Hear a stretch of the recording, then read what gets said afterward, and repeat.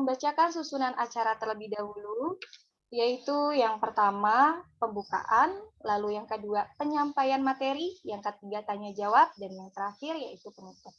Sebelum masuk ke penyampaian materi, saya akan membacakan terlebih dahulu CV pemateri, yaitu ada Bapak Muhammad Fakhrun Siraj. Bapak Muhammad Fakhrun Siraj merupakan Direktur Institut Psikoanalisis Indonesia, lalu sebagai dosen luar biasa di Magister Psikologi Profesi Untak Surabaya, Ambassador of International Society of Applied Psychoanalysis, penulis non-fiksi bersertifikasi dari BNSP, dan yang terakhir menjadi instruktur hipnosis dan hipnoterapi dari Indonesian Hypnosis Center. Oke, baik, langsung saja kita masuk ke acaranya, yaitu penyampaian materi oleh Bapak Muhammad Fakhrun Siraj. Bapak Muhammad Fakhrun Siraj, waktu dan tempat dipersilahkan. Baik. Ya, terima kasih Pak Kenti ya. Selamat Iya, siang. Bapak. Assalamualaikum warahmatullahi wabarakatuh, teman-teman semua. Pada hari ini ya, kita akan membicarakan mengenai warisan Freud untuk hipnosis dan hipnoterapi. Sebelumnya mohon izin ya untuk membagikan atau menampilkan salindia ya, PowerPoint dari materi kita hari ini.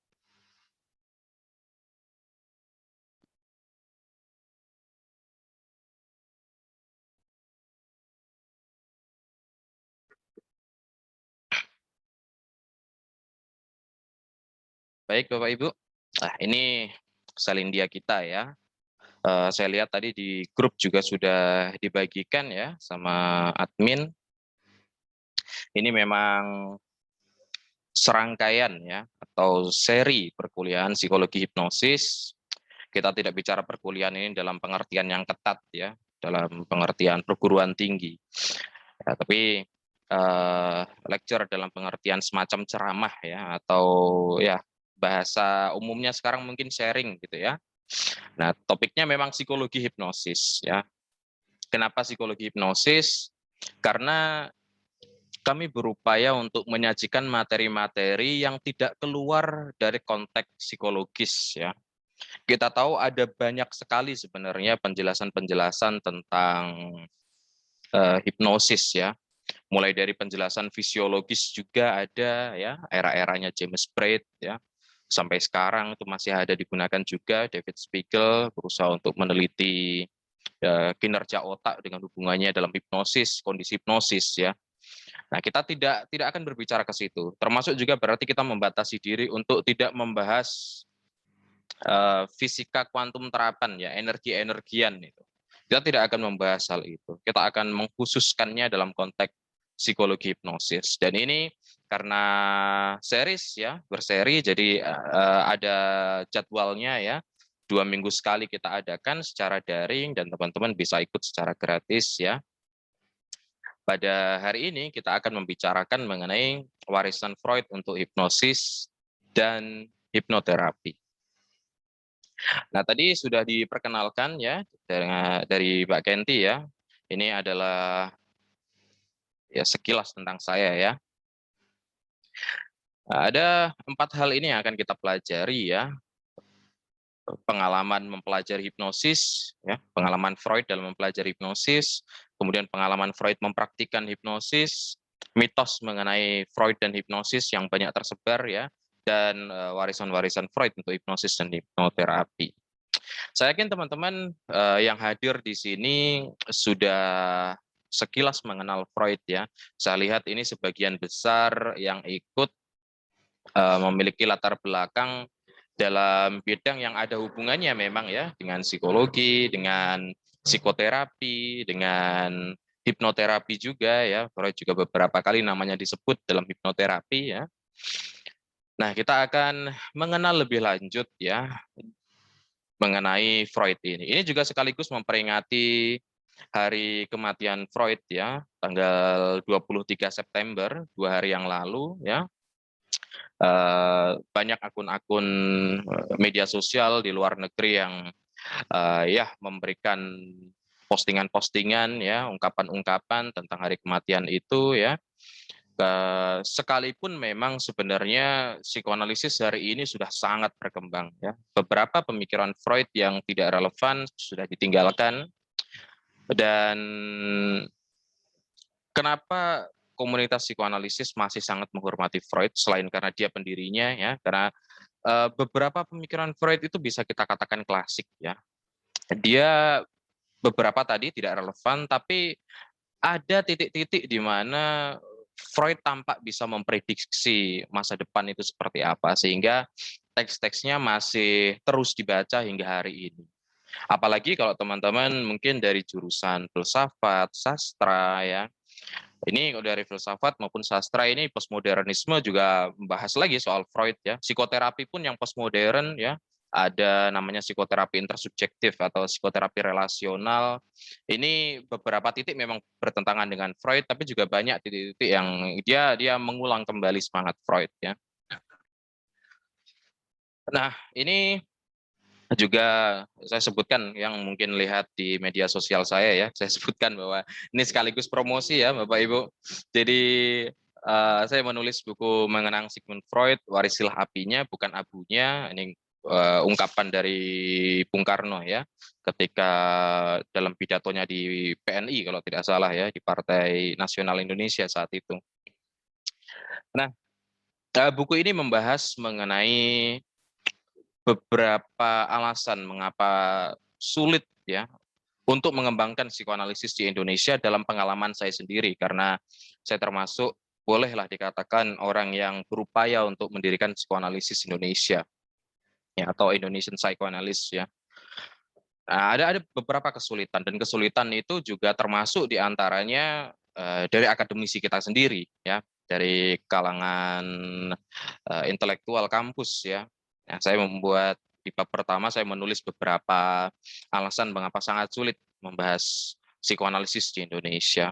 Salah satu titiknya memang kita bisa simpulkan secara garis besar ya, bahwa kesulitan membicarakan psikoanalisis di Indonesia adalah karena psikoanalisis dilekatkan dengan Freud ya. Padahal ya tadi tidak semua pemikiran Freud itu bisa kita gunakan hari ini ya. Tapi ada beberapa pemikirannya yang masih bisa kita lanjutkan. Nah, buku ini membahas mengenai pemikiran-pemikiran Freud ya, termasuk juga mentalitas-mentalitasnya yang masih relevan hingga hari ini. Bahkan juga ada beberapa penelitian-penelitian atau data-data terbaru yang mengkonfirmasi temuan-temuannya ya. Nah, ini diterbitkan oleh penerbit Minerva Psikologi ya, harganya 85.000. Silahkan yang mau pesan nanti bisa hubungi admin Pustaka Hipnosis Indonesia ya. Nah, pada pembahasan hari ini kita akan secara khusus ya, kita tidak akan bicara panjang lebar dalam banyak bidang ya, karena kalau di buku tadi memang bahasannya sangat luas ya, mulai dari psikoterapi, psikologi, parenting, psikodiagnostika, itu semuanya kita kupas warisan-warisan Freud di dalamnya. Tapi dalam seminar ya, dalam webinar hari ini kita khusus hanya membedah ya, kita menguraikan warisan Freud sehubungan dengan hipnosis dan hipnoterapi. Pertama, mari kita coba untuk kenang ya, bagaimana pengalaman Freud mempelajari hipnosis. Nah, perkenalan Freud dengan hipnosis pertama kali ini tahun 1875 ya. Saat itu dia masih mahasiswa kedokteran di Universitas Wina ya. Dia melihat ini Carl Hansen sedang mempraktikkan magnetisme ya. Nah, dia melihat dari demonstrasi magnetisme ya dari Hansen itu, dia menyadari keberadaan aktual dari fenomena hipnosis. Ya. Jadi itu pengalaman pertama dia menyaksikan praktik ya, praktik trans ya, yang disebabkan oleh magnetisme. Tentu saja hari ini ya tidak semua magnetis ya, apa namanya ya, ahli magnetisme ya itu mau disebut bagian dari hipnosis ya. Sekalipun kalau kita baca sejarah hipnosis selalu nama Franz Mesmer itu disebut-sebut ya.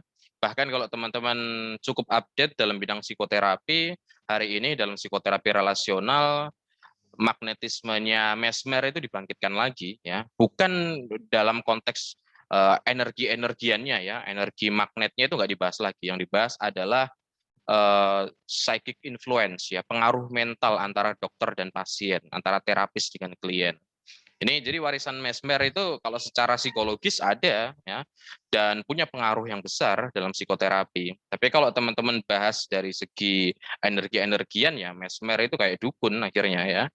Padahal dia punya sebenarnya warisan-warisan yang juga berharga gitu ya dalam psikoterapi hari ini. Nah, ini pertama kali ya Freud melihat fenomena trans buatan ya. Kemudian tahun 1880 ya, kurang lebih 5 tahun setelahnya, dia saat itu mulai berpraktik di rumah sakit ya, rumah sakit Wina, di mana dia bertemu dengan banyak pasien histerik ya, pasien yang saat itu belum dikenal dengan baik adanya gangguan jiwa itu ya, bahkan kedokteran yang masih melihat histeria itu sebabnya ya biologis ya. Nah, ada seorang kolega lama ya, namanya Joseph Breuer, dia membuat yang namanya metode katarsis. Ini masih menggunakan hipnosis ya. Nah, dia Freud belajar mengenai metode katarsis ini ya, termasuk juga studi kasus yang dilakukan oleh Breuer pada kasusnya anak O. Nah, dia akhirnya mengetahui elemen terapeutik dari pengungkapan ya. Jadi metode katarsis ini sebenarnya sangat mirip dengan metode hipnoanalisisnya Dave Elman. Ya, ada sedikit perbedaan. Kalau di metode katarsis ini, metode katarsisnya Breuer ini ya, pasien dihipnosis, kemudian diminta untuk mengingat pengalaman-pengalaman traumatis ya, untuk mengalami kembali perasaan-perasaan yang menyakitkan di masa lalu dan melihat ya hubungannya dengan gejalanya hari ini seperti apa. Setelah ledakan emosi yang besar atau disebut sebagai abreaksi gitu ya, terjadi pelepasan emosi besar-besaran ya, mungkin bisa menangis, menjerit dan lain sebagainya. Dan diasumsikan ya setelah pelepasan itu terjadi penghapusan gejala secara bertahap ya, secara berkala. Jadi gejala-gejala gangguan mental yang dialami oleh klien itu secara berangsur mulai menghilang. Nah, kalau metode hipnoanalisisnya Dave Elman atau biasa disebut pinpoint hypnoanalysis itu ya, ini yang banyak dipraktekkan sekarang itu ya, atau istilahnya terapi regresi itu. Jadi dibawa ke masa lalu, dicari katakanlah akar masalahnya gitu ya, kemudian diberikan edukasi ulang. Nah, justru sebenarnya kalau kita mau nilai ya, metode katarsis ini lebih ada analisisnya ya, atau setidaknya lebih ada apa ya, kejelasan dalam konteks terapeutiknya ya, daripada kalau kita bandingkan dengan metode hipnoanalisisnya atau metode terapi regresi itu ya. Terapi regresi itu akhirnya tidak jelas yang menyembuhkan klien itu apa gitu ya. Apakah akar masalahnya diketahui ya, dipahami, atau sugesti positif yang di akhir terapi itu ya, atau edukasi ulang, new understanding yang ada di akhir terapi itu yang menyembuhkan. Jadi ada kerancuan akhirnya dalam terapi regresi. Tapi di metode katarsis ini dia masih murni ya, tujuannya hanya untuk melepaskan emosi. Nah, ketika mempelajari metode katarsis ini ya, Freud sudah bisa melakukan hipnosis, tapi dia merasa butuh meningkatkan keterampilannya lagi, butuh meningkatkan kompetensinya dalam melakukan hipnosis. Akhirnya dia berangkat ya ke sekolah atau rumah sakit juga Salpêtrière di Prancis. Di bawah bimbingan Jean-Martin Charcot, disinilah Freud mempelajari ya sifat asli dari kondisi hipnosis. Nah, dalam sejarah hipnosis kita sering melihat Charcot ini juga dikambing hitamkan ya sebagai biang keladi dari kemunduran hipnosis. Dan mungkin memang ada benarnya ya, karena Charcot melalui penelitian dan juga observasinya ya pada orang-orang yang mengalami gangguan kejiwaan ya, dia melihat bahwa ada hubungan antara hipnosis dan gangguan jiwa. Ya, orang-orang yang mengalami gangguan kejiwaan ya, sebelum gejala-gejalanya itu muncul, mereka masuk ke dalam kondisi yang menyerupai hipnosis ya, atau kondisi lamunan hipnotik. Nah, akhirnya ya Charcot ini menyebut bahwa ada dua jenis histeria ya. Ada dua jenis hipnosis ya. Hipnosis yang pertama itu adalah petit hipnosis, hipnosis mungil, ya hipnosis kecil. Ya. Itu adalah hipnosis buatan yang kita ketahui itu ya dalam hipnosis hari ini. Kemudian yang kedua ada grand hipnosis ya, atau hipnosis yang maha besar gitu ya. Nah, ini adalah hipnosis histeria ya. Jadi orang-orang yang mengalami histeria ya, dan Charcot melihat bahwa sebagian besar orang menunjukkan gejala histeria, itu artinya bahwa ya itulah hipnosis yang kita alami ya. Dan sekolah Salpetriere ini, pemikiran-pemikiran Charcot nantinya juga memberikan sumbangsi yang besar bukan hanya pada pemikiran Freud ya, tapi juga pada pemikiran sosiokognitif mengenai pengambilan peran ya, teorinya Theodor Sarbin, salah satu tokoh hipnosis terkemuka juga itu. Nah, tapi di sekolah Salpetriere ini awalnya adalah untuk meningkatkan kompetensinya dalam hipnosis ya, tapi dia justru digugah rasa ingin tahunya ya mengenai ragam bentuk gangguan mental. Akhirnya dia 4 tahun setelahnya ya, setelah 4 bulan ini belajar di sekolah Salpetriere, dia berangkat lagi ke Perancis. Nah, ini rivalnya sekolah Salpetriere ya, yakni sekolah Nancy. Di Perancis juga di bawah bimbingan Hippolyte Bernheim. Ya. Nah, Bernheim ini membuat yang namanya metode sugesti. Jadi apa yang kita kenal saat ini ya, sugesti hipnosis itu adalah temuannya Bernheim ya. Bernheim yang pertama kali menciptakan ya instrumen sugesti itu, dan mengganti juga magnetisme yang awalnya kecenderungannya pada energi-energian ya.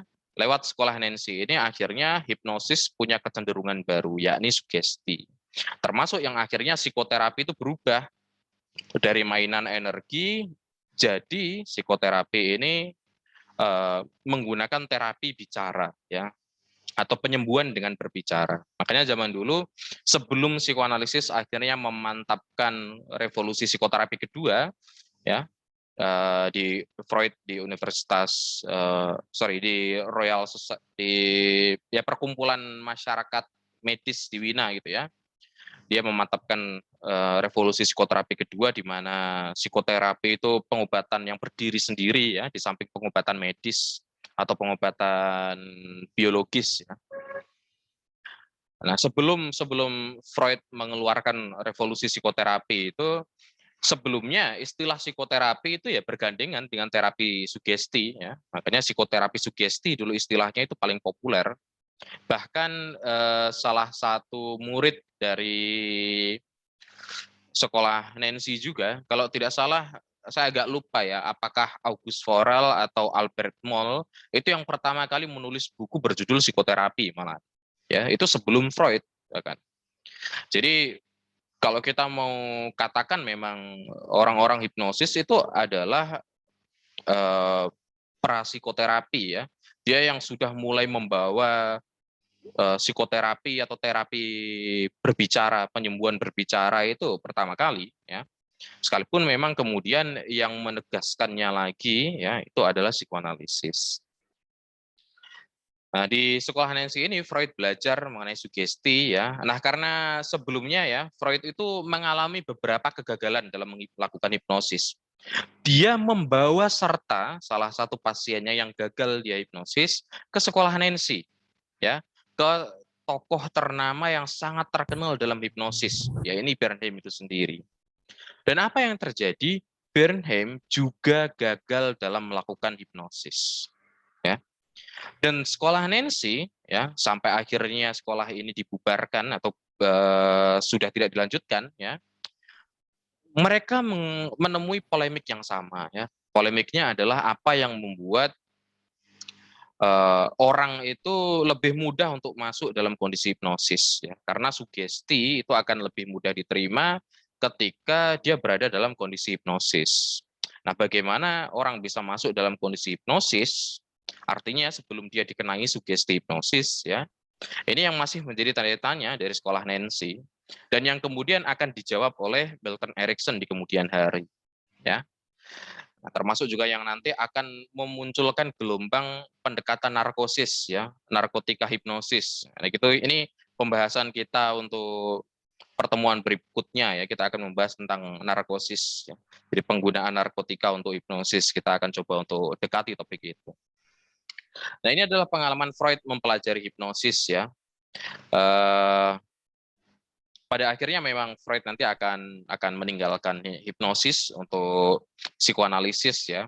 Tapi kita bisa lihat, ya, bahwa Freud bukan orang yang sebentar mempelajari hipnosis ini. Ini dia belajarnya itu juga lama, ya, dan dia juga nanti mempraktikkan hipnosis, ya. Kita lihat dia bahkan belajar pada tokoh-tokoh besar hipnosis saat itu, ya, dari luar regional tempat dia tinggal, ya. Nah, baik sekolah Salpeter maupun sekolah Nancy, ya. Salpeter ini nanti kemudian dikenal sebagai the School of Hysteria, sementara Nancy ini dikenal sebagai School of Hypnotism, ya.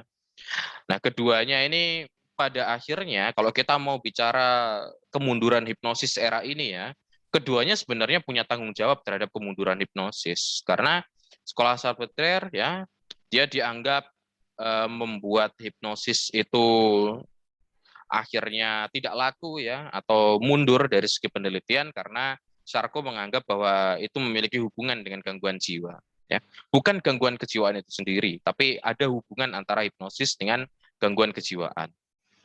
Sementara sekolah Nancy, ya, ketika mereka sibuk dan tidak bisa segera memecahkan, ya, memecahkan solusi dari apa yang membuat orang lebih mudah untuk masuk dalam kondisi hipnosis, ya, teknik apa yang paling ideal.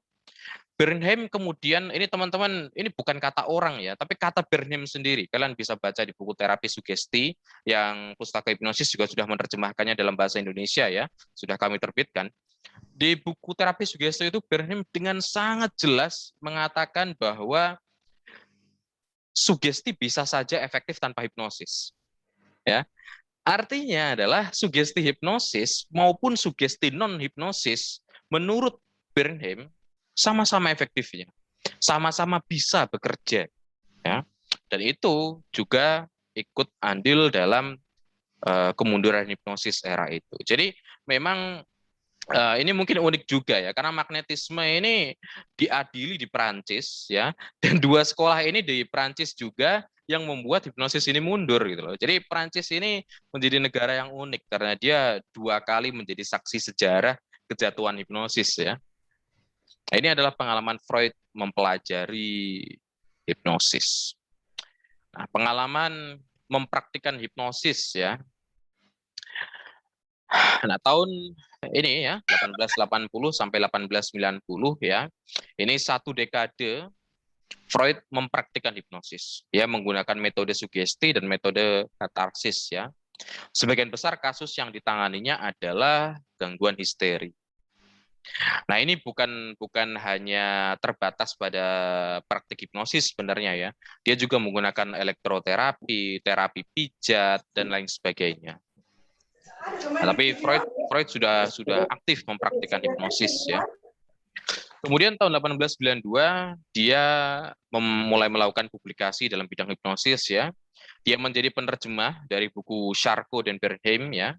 Ini dua gurunya sekalipun saling bertentangan satu sama lain, ya, tapi Freud terbuka pada dua pemikiran mereka, ya. Di satu sisi dia melihat Charcot ini sebagai, ya, saya kira bagaimana orang melihat Charcot hari ini, ya, The Napoleon of Neurosis, ya. Jadi orang yang sangat luar biasa dalam bidang patologi ya, penyelidikan patologi. Sementara Bernheim ya seorang psikoterapis yang handal memang saat itu. Jadi Freud benar-benar mengagumi dua gurunya ini ya, dan dia menjadi penerjemah ya dari bahasa Perancis ke bahasa Jerman mengenai buku Charcot dan Bernheim. Kemudian dia juga menulis sebuah makalah ya, A Case of Successful Treatment by Hypnotism. Nah, ini dia membahas sebuah kasus ya, sebuah kasus histeria yang dia tangani dengan hipnosis dan berhasil ya. Dan dia juga ikut serta memaparkan bagaimana etiologi ya, asal usul penyakit dari histeria itu ditinjau dari hipnosis. Nah, mungkin perlu juga untuk dilihat ya atau disimak ya bahwa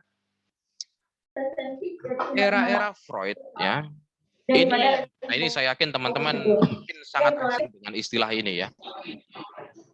Pada era Freud ada sebuah pendekatan hipnosis ya yang sangat langka ya, sangat langka. Tapi beberapa tokoh terkenal, kalau teman-teman akrab dengan psikoterapi atau psikiatri mungkin ya, saya yakin pasti pernah mendengar nama-nama ini. Ada pendekatan yang namanya introspektif hypnotism ya, atau hipnosis introspektif. Ini adalah metode penelitian ya kita katakanlah metode penelitian atau metode eksperimen tapi tanpa laboratorium ya. Kalau metode hipnosis yang ekstraspektif ya dia melakukan observasi yang ada di luar ya, dia butuh laboratorium seperti Wilhelm Wundt ya, kemudian Clark Hull, William Jasper ya, dia meneliti hipnosis ya, dia butuh lab untuk melihat orang lain mungkin dihipnosis dan lain sebagainya.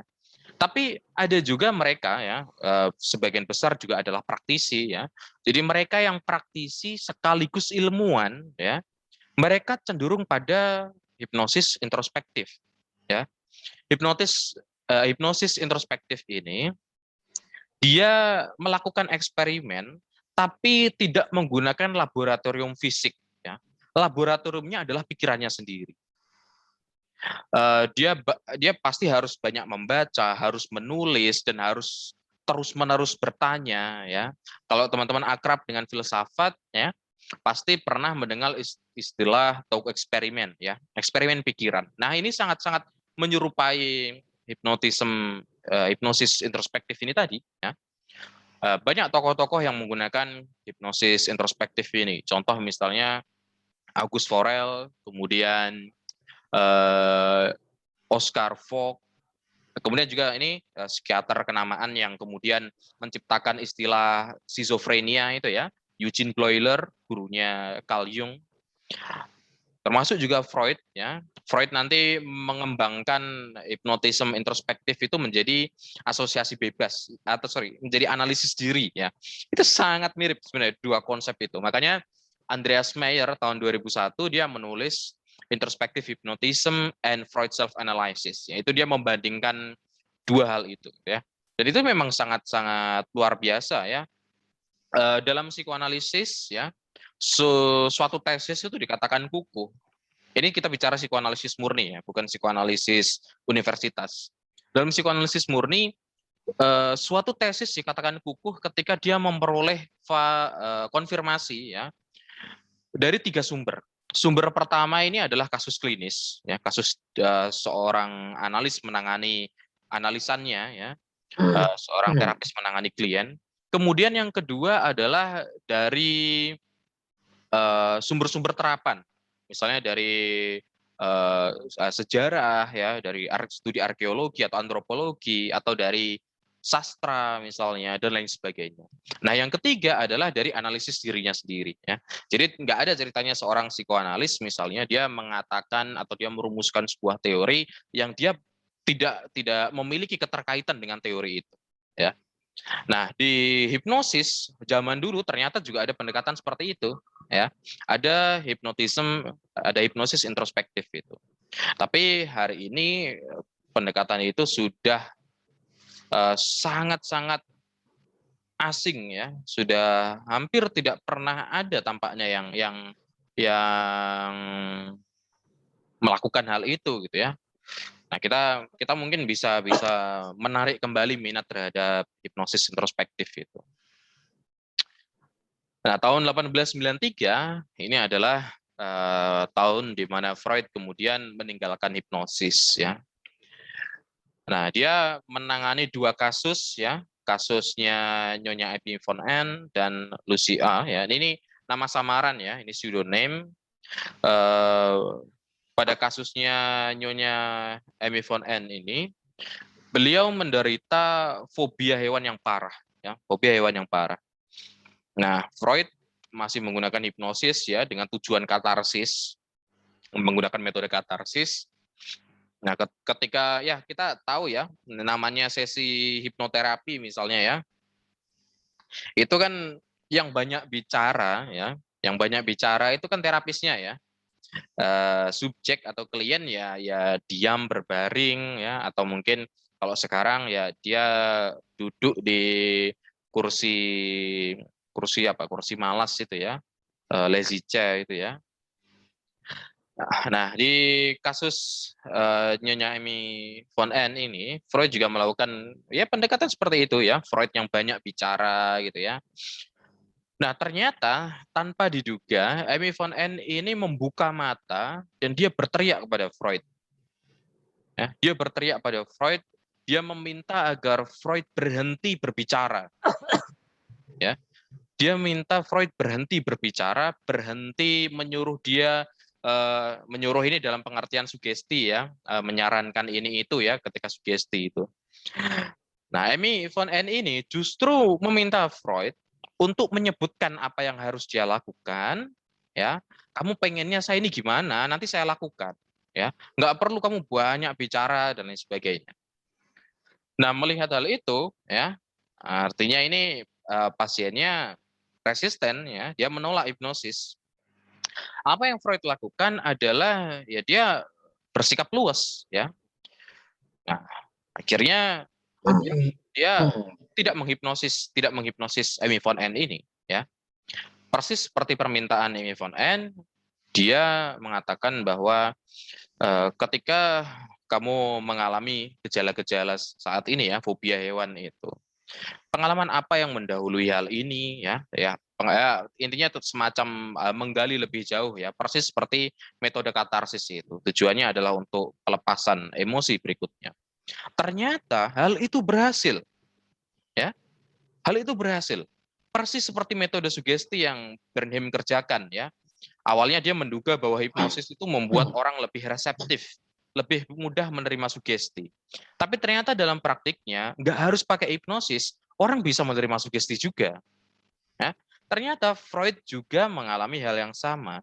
Nggak harus pakai hipnosis, ternyata orang bisa mengalami katarsis juga. Asal dia bisa mengadopsi prosedur terapinya. Ya. Jadi ini adalah pengalaman pertama Freud menyaksikan resistensi hipnosis yang justru menghasilkan keberhasilan ya, keberhasilan dalam terapinya. Amy von N ini ditangani selama 6 minggu. Ya. Nah, akhirnya Freud melihat bahwa ternyata tanpa hipnosis pun orang itu bisa mengalami katarsis ya. Efek kesembuhan dari katarsis itu tetap bisa diperoleh tanpa panjang lebar melakukan hipnosis. Nah, ini kunci pertama Freud meninggalkan hipnosis ya. Pada kasus berikutnya ini ada kasusnya Nyonya Lucy ya. Kasusnya Nyonya Lucy ini beliau menderita kehilangan kemampuan indera penciuman ya. Dan dia terus-menerus semacam mencium aroma terbakar ya, atau ya aroma-aroma yang smoky itu ya. Nah, ini bukan berarti Nyonya Lucy ini kena COVID ya. Ini kalau gejalanya kan kayak COVID juga, orang setelah kena COVID itu katanya kan anosmia ya.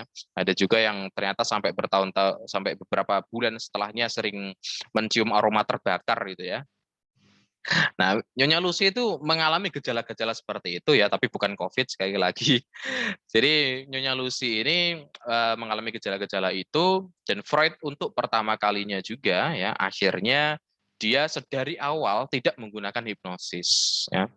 Dia menggunakan prosedur seperti yang terjadi pada Nyonya Amy von M. Dan hasilnya ternyata juga berhasil ya. Tapi seiring berjalannya waktu nanti ya, seiring berjalannya waktu ada modifikasi-modifikasi tertentu ya. Kalau di metode katarsis ini tujuannya untuk pelepasan emosi, psikoanalisis nanti berkembang ya. Dia pada mulanya untuk pelepasan emosi ketika di metode katarsis ini, kemudian berubah tujuannya untuk interpretasi simbolis ya, untuk interpretasi yang ada di ketidaksadaran ya. Kemudian berkembang lagi ya, akhirnya lebih ke arah transferensi saat ini ya, atau hubungan antara terapis dan klien, analis dan analisan. Nah, ini adalah pengalaman Freud mempraktikkan hipnosis ya. Dari dia sangat getol mempraktikkan hipnosis ya selama 1 dekade itu. Kemudian dia juga melakukan publikasi-publikasi hipnosis ya, baik menerjemahkan maupun menulis sendiri ya, menulis laporan kasusnya yang berhasil, sampai akhirnya dia meninggalkan hipnosis ya. Tidak perlu banyak berspekulasi ya, tidak perlu banyak menyebarkan mitos ya. Freud meninggalkan hipnosis sederhana ya, yakni untuk pendekatan yang lebih luas ya, pendekatan yang lebih fleksibel. Makanya kalau teman-teman baca buku hipnoanalisis ya, misalnya mungkin sudah ada yang baca bukunya Pustaka Hipnosis Indonesia ya, judulnya Hipnoanalisis, terjemahannya Dr. Louis Wolbeck ya, psikiater dan juga psikoanalis dari Amerika. Di situ jelas dikatakan bahwa psikoanalisis ini adalah jalan keluar dari kebuntuan hipnosis ya. Artinya memang psikoanalisis itu lahir ketika hipnosis tidak bisa digunakan saat itu. Lahirlah psikoanalisis sebagai pendekatan yang lebih adaptif, ya, lebih fleksibel saat itu.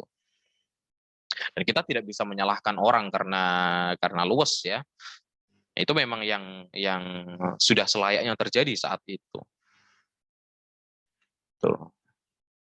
Nah, tahun 19 setelah Perang Dunia Kedua ya, tahun 1950-an katakanlah ya.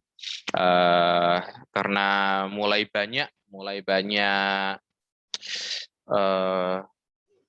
penurunan secara ekonomi ya, negara-negara mulai kacau ekonominya ketika setelah Perang Dunia Kedua, sehingga mau tidak mau ya dibutuhkan terapi-terapi yang lebih ringkas ya. Semakin ringkas terapinya, semakin sedikit biayanya ya. Nah, disitulah akhirnya psikoanalisis yang dulunya adalah jalan keluar dari kebuntuan hipnosis ya, bertemu kembali dengan hipnosis ya.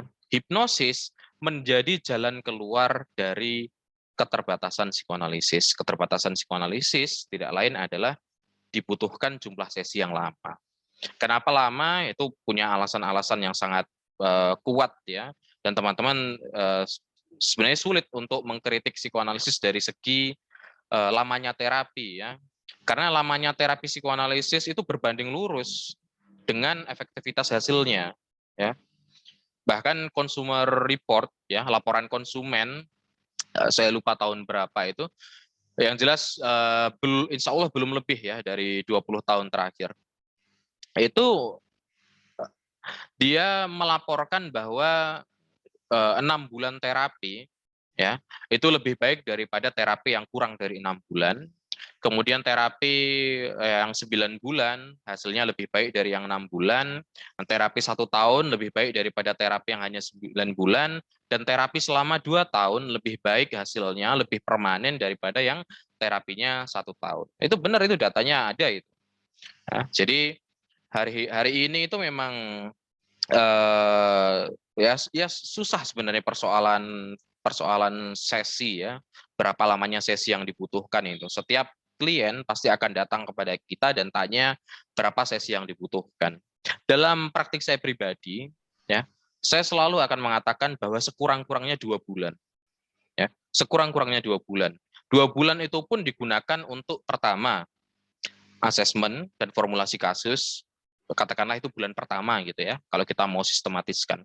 Bulan kedua untuk analytic training, untuk pelatihan analisis. Kalau di hipnosis kan ada hypnotic training ya, itu padahal penting banget loh hypnotic training. Di luar negeri kalau teman-teman ambil sesi hipnosis klinis ya, yang dipraktekkan oleh psikolog, psikiater maupun psikoanalis ya, atau konselor atau pekerja sosial kesehatan mental, mereka pasti melakukan hypnotic training itu cukup panjang ya, karena itu sangat penting memang. Nah, di bulan kedua ini saya fokus ke analytic training, pelatihan analisis, dan berikutnya itu baru masuk ke analisis ya, baru masuk ke analisisnya. Dan saya juga mengatakan bahwa saya tidak menerima biaya per sesi, biaya saya adalah per bulan ya, dibayar di muka. Jadi skema perawatan yang saya buat pun juga akhirnya harus berbeda ya. Dengan jumlah sesi yang semakin banyak, ya skema perawatannya harus berbeda, skema pembiayaan juga beda dan lain sebagainya. Nah, jadi ya ini persoalan jumlah sesi ya, persoalan jumlah sesi. Hipnosis pun ya, hipnosis. Contoh saja saya baru membaca beberapa minggu yang lalu ya. Untuk kasus berhenti merokok, ya. Penelitian mengatakan bahwa saya agak lupa kemarin siapa penulisnya itu, penelitinya ya. Dibutuhkan sesi itu tidak kurang dari 13 atau sekitar 7 sampai 13, saya agak lupa. Jadi untuk sesi terapi berhenti merokok ya, itu dibutuhkan sesi 7 sampai 13. Di Indonesia Bapak Ibu, satu sesi cukup katanya. Itu luar biasa loh, satu sesi cukup. Bayangkan kapan kapan pembentukan hubungan ya, reponya gimana, menentukan tujuan terapinya gimana, asesmennya gimana. Ini kayak nggak ada dibahas. Makanya kalau Bapak Ibu baca studi kasus hipnosis ya, ya studi-studian lah ya, paparan kasus lah ya di Facebook bukan di jurnal tentang praktik hipnosis gitu ya, pasti si terapis akan mengatakan saya langsung membawanya ke dalam kondisi hipnosis. Saya langsung mengajarnya dengan induksi cepat atau progressive relaxation dan lain sebagainya. Kenapa selalu dikatakan begitu? Karena mungkin memang tidak pernah ada assessment. Ya, tidak pernah ada asesmen tampaknya, sehingga satu sesi bisa cukup. Bahkan di Surabaya ini ada yang mengklaim scientific hypnotherapy, evidence based, tapi dia mengatakan kalau kliennya dalam satu sesi tidak menunjukkan perbaikan, dia akan langsung referral, ya, alih tangan kasus. Ini kan luar biasa ya. Bahkan akademisi terapi pemula ya, sarjana lah ya, sarjana entah psikologi atau konseling atau di sini banyak tasawuf psikoterapi ya, seyogyanya mereka mengerti bahwa terapi itu sekurang-kurangnya 3 sesi ya, untuk pendahuluan, kemudian perlakuan dan penutup ya, sekurang-kurangnya itu 3. Ini bisa satu sesi itu ngapain coba, kan aneh sekali ya. Jadi persoalan waktu ya, persoalan sesi ini benar memang mungkin ungkapan dari Prof. Jonathan Sadler itu ya, bahwa waktu itu adalah tiran ya, waktu itu adalah penguasa yang itu sulit memang akhirnya nanti untuk kita kita apa ya, tinjau kembali. Nah, kita bicara mengenai mitos mengenai Freud dan hipnosis ya. Ada 5 mitos ya. Yang pertama adalah kesulitan membangun repo ya. Kesulitan membangun repo. Pertama Bapak Ibu, kita harus memiliki pemikiran bahwa hipnosis pada era Freud itu belum seperti hari ini ya. Justru hipnosis hari ini itu salah satunya kita bisa lebih mudah untuk mempelajari hipnosis ya. Itu juga salah satunya atas sumbangsih Freud ya. Repo itu baru dipahami pada eranya Pierre Janet. Pierre Janet ini muridnya Charcot juga, yang juga koleganya Freud ya. Janet itu salah satu dari Triumvirate of Founding Father ya, 3 serangkai pendiri psikologi dunia ya. Sering kalau anak kuliah psikologi pasti yang ditahu cuman Wilhelm Wundt tuh. Padahal Wundt itu cuman bapak psikologi Jerman ya. Ada bapak psikologi dari Amerika, William James. Ada bapak psikologi dari Prancis, ya. Ada Pierre Janet itu. Pierre Janet ini bapak psikologi dari Prancis. Saingan dari Alfred Binet, penciptanya tes IQ. Jadi repo ini baru ditemukan sama Janet itu ya era-era yang bersamaan ketika Freud sudah merumuskan psikoanalisis. Nah, perkara apa namanya membangun keyakinan dan lain sebagainya, ya itu juga sudah sebenarnya mulai diperhatikan pada eranya Wermisel, ya salah satu dokter yang merekomendasikan rest terapi atau terapi istirahat, terapi rehat, ya di mana ada salah satu ungkapan misal itu dia mengatakan obat-obatan itu, ini kurang lebih ya, obat-obatan itu tidak menyembuhkan. Yang menyembuhkan adalah kepribadian dari sang dokter gitu ya. Ini menunjukkan bahwa kedokteran pun ya masih mengandalkan psychic influence itu ya, pengaruh mental ya. Tidak hanya pengaruh obat-obatan gitu ya. Jadi pada era itu ya, pada era itu repo itu masih belum ditemukan ya. Dan Freud sendiri juga menciptakan sebelum psikoanalisis itu ada metode tekanan ya, metode tekanan. Dan dia melihat bahwa ternyata metode tekanan itu lebih membuat orang itu mampu mengingat pengalaman traumatisnya ketimbang tidak ada tekanan. Tekanan itu dia menekan, Freud menekan dahi pasiennya sembari pasien mengingat pengalaman traumatisnya ya. Nah, diasumsikan saat ini bahwa mungkin tekanan itu ya adanya sentuhan atau skin to skin ya, pertemuan antara kulit dan kulit itu bisa membentuk keyakinan juga, ikut serta membangun konteks relasional yang hadir saat itu. Kemudian Freud penghipnotis yang buruk ya. Nah, ini sebenarnya sering diungkapkan ya, tapi tidak jelas juga sebenarnya penghipnotis yang buruk itu seperti apa ya. Apakah mungkin karena dia gagal dalam menghipnosis akhirnya dia dikatakan penghipnotis yang buruk? Tentu saja tidak bisa begitu juga ya. Karena Bernheim ya itu juga gagal menghipnosis pasiennya Freud ya, dan dia tetap memiliki tempat yang terhormat dalam hipnosis. Kemudian takut pasiennya jatuh cinta ya. Nah, ini memang ada sebuah kasus di mana salah satu pasien kemudian dia terbangun dari hipnosis dan melingkarkan tangannya gitu ya ke lehernya Freud gitu. Sembari mengutarakan kata-kata yang menggoda gitu ya. Nah, tapi apakah Freud takut pasien jatuh cinta? Sebenarnya tidak juga ya, karena kenyataan dalam psikoanalisis sendiri ada yang namanya transferensi ya. Transferensi itu juga sekalipun tidak eksklusif jatuh cinta ya, tapi ada love transference itu ya. Transferensi yang dia bentuknya adalah jatuh cinta kepada analisnya atau pada terapisnya. Jadi ini juga kurang tepat untuk dikatakan.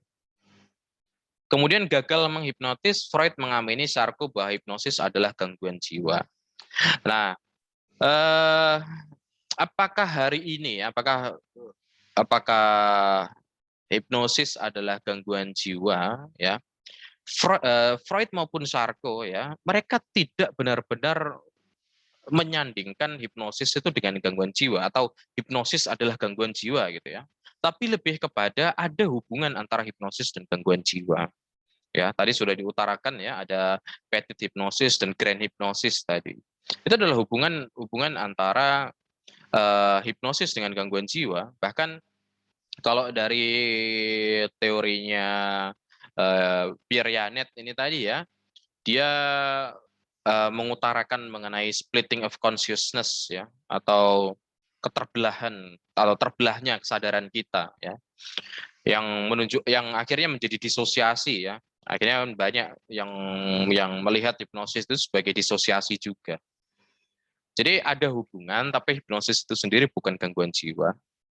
Kemudian merekomendasikan hipnosis daripada psikoanalisis. Nah, ini ngaco banget ini memang ya. Saya pertama kali baca ini bahkan sebelum saya belajar psikoanalisis. Jadi sudah sangat lama. Oh enggak, saya sudah atau sedang dalam belajar psikoanalisis. Saya baca sebuah e-book hipnosis, itu ditulis sama Indra Majid ya. Teman-teman masih banyak itu ya bertebaran di internet itu. Dia mengatakan bahwa ponakan Freud membawa rekaman suara Freud ya, di mana rekaman itu mengatakan ya, Freud mengatakan bahwa jika saya tahu hipnosis itu luar biasa, saya tidak akan mengembangkan psikoanalisis. Nah, itu tidak benar ya, karena gini, semua surat menyurat ya, semua catatan-catatan kecil Freud, termasuk barang-barang pribadinya, ya, koleksi-koleksinya, patung-patung, buku, ya, itu semuanya disimpan di Freud Archive, semuanya, ya. Kalau Bapak Ibu sekarang kok nemu ada surat, ternyata tuh suratnya Freud gitu ya, oh itu bisa dibeli sama orang-orang psikoanalisis itu, orang-orang Freud Archive gitu. Karena itu adalah ya peninggalan sejarah yang luar biasa dalam psikoanalisis. Dan ini tidak akan kalian temukan di psikologi yang lain gitu ya. Hanya di psikoanalisis surat menyurat itu bisa menjadi sesuatu yang sangat bermakna ya. Karena Freud banyak sekali diskusi-diskusinya itu ya dari surat menyuratnya. Nah, satu-satunya rekaman suara yang ada ya dari Freud itu adalah rekaman suara yang Freud lakukan ya bersama BBC, di mana itu seingat saya 1 tahun sebelum beliau meninggal dunia ya. Ketika sudah ada di Inggris ya, BBC, radio BBC itu mendatangi dan merekam suara Freud ya. Teman-teman bisa cari di YouTube itu ada rekaman suara Freud yang terakhir. Nah, ini adalah 5 mitos mengenai Freud dan hipnosis ya. Jadi ini yang terakhir ini malah yang paling hoax ya. Jadi tidak pernah Freud merekomendasikan hipnosis daripada psikoanalisis. Hipnosis ini memiliki tempat yang istimewa dalam psikoanalisis, khususnya sebagai modalitas eksperimen ya. Itu sangat-sangat digunakan. Nah, sekarang kita masuk ke warisan Freud ya. Ini ada beberapa warisan Freud yang ada ya, yang disajikan di sini. Yang pertama adalah hipnosis berkaitan dengan aktivitas mental tak sadar. Ya. Jadi hipnosis ini berkaitan dengan aktivitas mental tak sadar. Freud sebenarnya bukanlah orang yang pertama kali melakukan penyelidikan terhadap aktivitas mental tak sadar ya. Para filosof dan sastrawan sudah melakukan hal itu ya, mulai dari Schopenhauer, kemudian ke Carl Edward von Hartmann ya, itu juga sudah menyelidiki tentang aktivitas mental tak sadar ya, Spinoza juga. Nah, kan tetapi secara ya katakanlah secara medis atau secara klinis lah ya, Freud menyaksikan pembuktian dari kuatnya pengaruh ketidaksadaran manusia itu ketika dia belajar di Bernheim. Ketika dia belajar ke Bernheim itu, Bernheim mempraktekkan di depan Freud itu ya, dan juga murid-muridnya yang lain, salah satu teknik yang dikembangkan oleh gurunya, yakni Ambroise Leibold itu ya, di mana teknik kita sekarang mengenalnya sebagai sugesti pasca hipnotik gitu ya. Sugesti yang baru dijalankan setelah subjek bangun dari kondisi hipnosis. Termasuk juga nantinya ada yang namanya amnesia pasca hipnotik gitu ya. Orang selama beberapa waktu ya, ketika dia terbangun dari hipnosis, dia seolah lupa ya dari apa yang baru saja dia alami selama kondisi hipnosis. Nah, ini adalah pembelajaran Freud ya, yang kemudian meyakinkan dia akan pengaruh dari ketidaksadaran. Jadi Freud sebenarnya berhutang banyak tuh ke hipnosis ya, ke guru-gurunya dalam hipnosis itu mengenai ketidaksadaran. Nah, hari ini istilah ketidaksadaran tampaknya tidak pernah digunakan ya di komunitas hipnosis. Lebih sering istilah yang digunakan adalah bawah sadar ya. Nah, apakah istilah bawah sadar itu benar ya? Secara topografis ya. Karena kalau kita bicara aktivitas mental tak sadar atau ketidaksadaran ya, atau pikiran tak sadar, kita bicara model topografi pikiran ya. Ini adalah salah satu perspektif dalam metapsikologi, teorinya Freud ya, atau istilahnya teori umum psikoanalisis. Jadi dalam model topografi pikiran ya, teman-teman mungkin bisa membayangkan gunung es ya. Tapi Freud sendiri tidak pernah menganalogikan pikiran itu sebagai gunung es ya. Itu hanya analogi dari orang-orang saja yang kemudian sering dikreditkan pada Freud, tapi Freud sendiri tidak pernah mengutarakan tentang gunung es itu. Nah, model topografi itu bisa kita bisa bayangkan ya seperti gunung es itu, di mana permukaannya itu adalah pikiran sadar ya, sementara yang berada di bawah permukaan itu adalah pikiran tak sadar ya.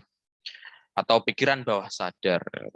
Karena diasumsikan kalau gunung es itu kan yang tidak tampak itu yang di bawah gitu ya, di bawah permukaan, sehingga istilahnya subconscious. Tapi kalau kita mengacu pada istilah asli Freud ya, Unbewussten dalam bahasa Jerman ya, itu lebih tepat sebenarnya penerjemahannya adalah unconscious ya, atau ketidaksadaran ya, atau pikiran tak sadar. Kenapa begitu? Karena sebenarnya Freud itu bahasanya sangat sederhana ya. Dia menggunakan bahasa sehari-hari. Ketika dia mengatakan itu ketidaksadaran, itu pikiran tidak sadar, ya artinya kita melakukannya secara tidak sadar. Contoh misalnya, salah ucap ya. Mau ngomong komodo itu hewan yang eksotis gitu ya. Tapi kemudian secara tidak sadar kepleset. Jadi komodo itu hewan yang erotis misalnya. Nah, itu perilaku yang tidak disadari ya. Kita nggak sadar kalau kita ngomong itu. Kita mungkin baru sadar setelah kita ngomong itu. Nah, jadi bahasa Freud itu sangat sederhana ya. Dia mengatakan bahwa itu pikiran tidak sadar, kita nggak sadar gitu. Kalau kita menggunakan istilah bawah sadar, maka kita menggunakan analogi topografi itu tadi. Analogi pembagian wilayah ya.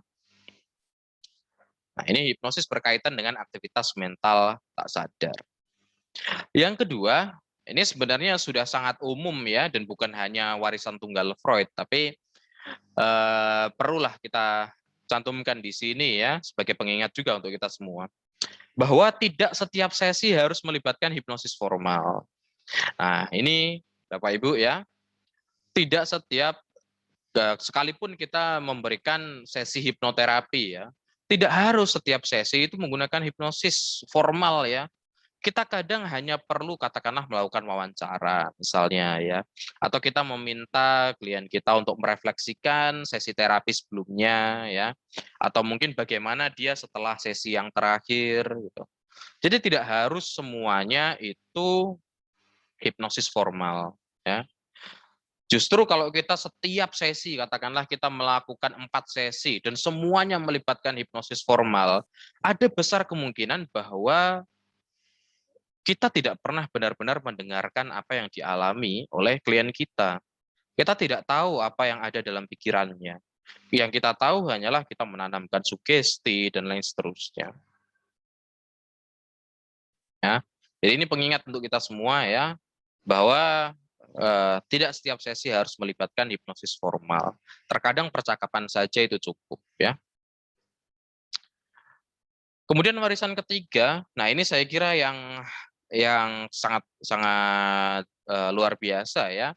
Apa yang tidak bisa diingat akan diulang. Ungkapan ini muncul pertama kali di salah satu makalah Freud yang berjudul Remembering, Repeating, and Walking Through. Ya. Jadi di artikel singkat itu ya sebenarnya nggak singkat-singkat banget, cukup panjang juga itu. Jadi di artikel itu Remembering, Repeating, Walking Through ya, Freud mengatakan bahwa ini belajar dari pengalamannya dan juga kolega-koleganya ya, bahwa setiap upaya yang dilakukan untuk mengingat kembali pengalaman traumatis, baik dengan hipnosis maupun tanpa hipnosis, akan selalu menemui hambatan. Ya, akan selalu menemui hambatan.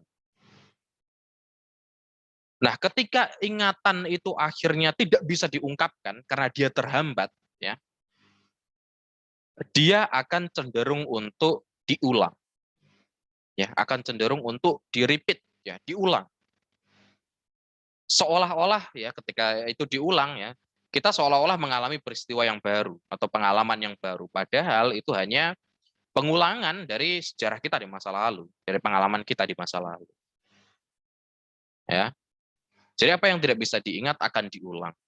Termasuk teman-teman mempraktikkan terapi regresi. Ya, mempraktikkan terapi regresi, dibawa ke masa lalu dan lain sebagainya. Apa yang tidak bisa diingat itu akan diulang. Ya, bahkan saat ini kan terapi regresi memang sedang, sebenarnya bukan saat ini ya, dari tahun 1970 lah itu sudah mulai dikecam itu karena ternyata false memory ikut bangkit ya.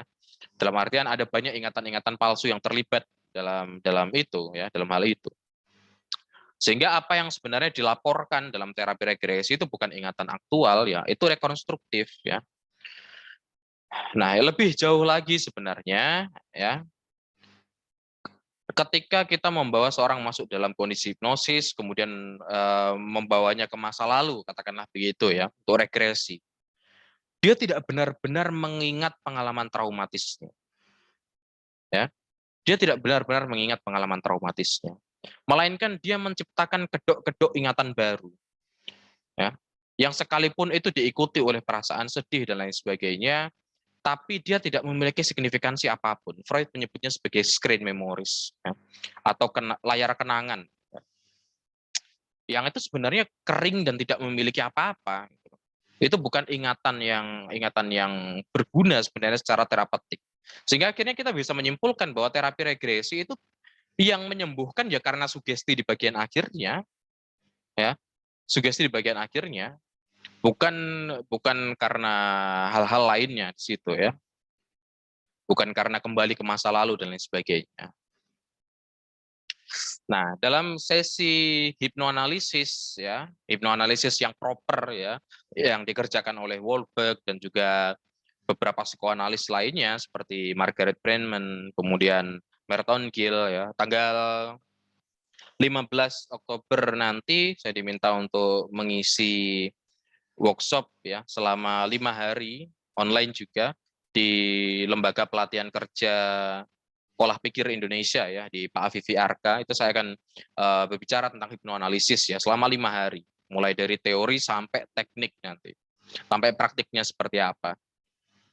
Nah, kalau dalam hipnoanalisis ya itu akan jelas, kita akan melihat bahwa ingatan-ingatan itu akan diblokir dalam kondisi tertentu ya.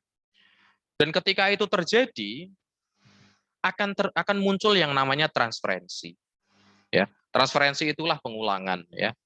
Jadi misalnya sebagian besar trauma ya di masa lalu itu berhubungan dengan orang tua ya. Hubungan antara orang tua dan anak itu hampir selalu traumatis. Makanya si Christine Malebu ya, Christine Malebu itu mengatakan bahwa manusia dewasa itu adalah post traumatic subject gitu ya. Kita adalah subjek pasca trauma karena kita semua sebenarnya mengalami trauma di masa lalu ya, khususnya trauma dalam pengalaman bersama orang-orang dekat dengan kita ya, khususnya orang tua. Sehingga ketika berkaitan dengan pengalaman traumatis orang tua ya, kita berusaha untuk mengingatnya, ini akan muncul ingatan-ingatan yang sangat aneh, yang tidak berguna, ya, yang screen memories tadi ya. Dan seringkali hipnoterapis meyakini hal itu, yang akhirnya dia jatuh pada logical fallacy, ya, logika palsu. Contoh misalnya meyakini past life regression, ya, kehidupan masa lampau, jadi kaisar, gitu ya, jadi tokoh suci, karismatik suci misalnya. Nah, itu adalah logical fallacy ya, logika palsu yang sebenarnya tidak benar-benar ada, tidak terjadi ya. Itu karena ingatannya diblokir. Nah, ketika hal itu terjadi, teman-teman dari hipnoterapis ya, berikan satu sesi aja, berikan satu sesi untuk tidak dilakukan hipnosis formal. Lihat apa yang terjadi. Akan muncul transferensi di situ. Ya, akan muncul pengulangan.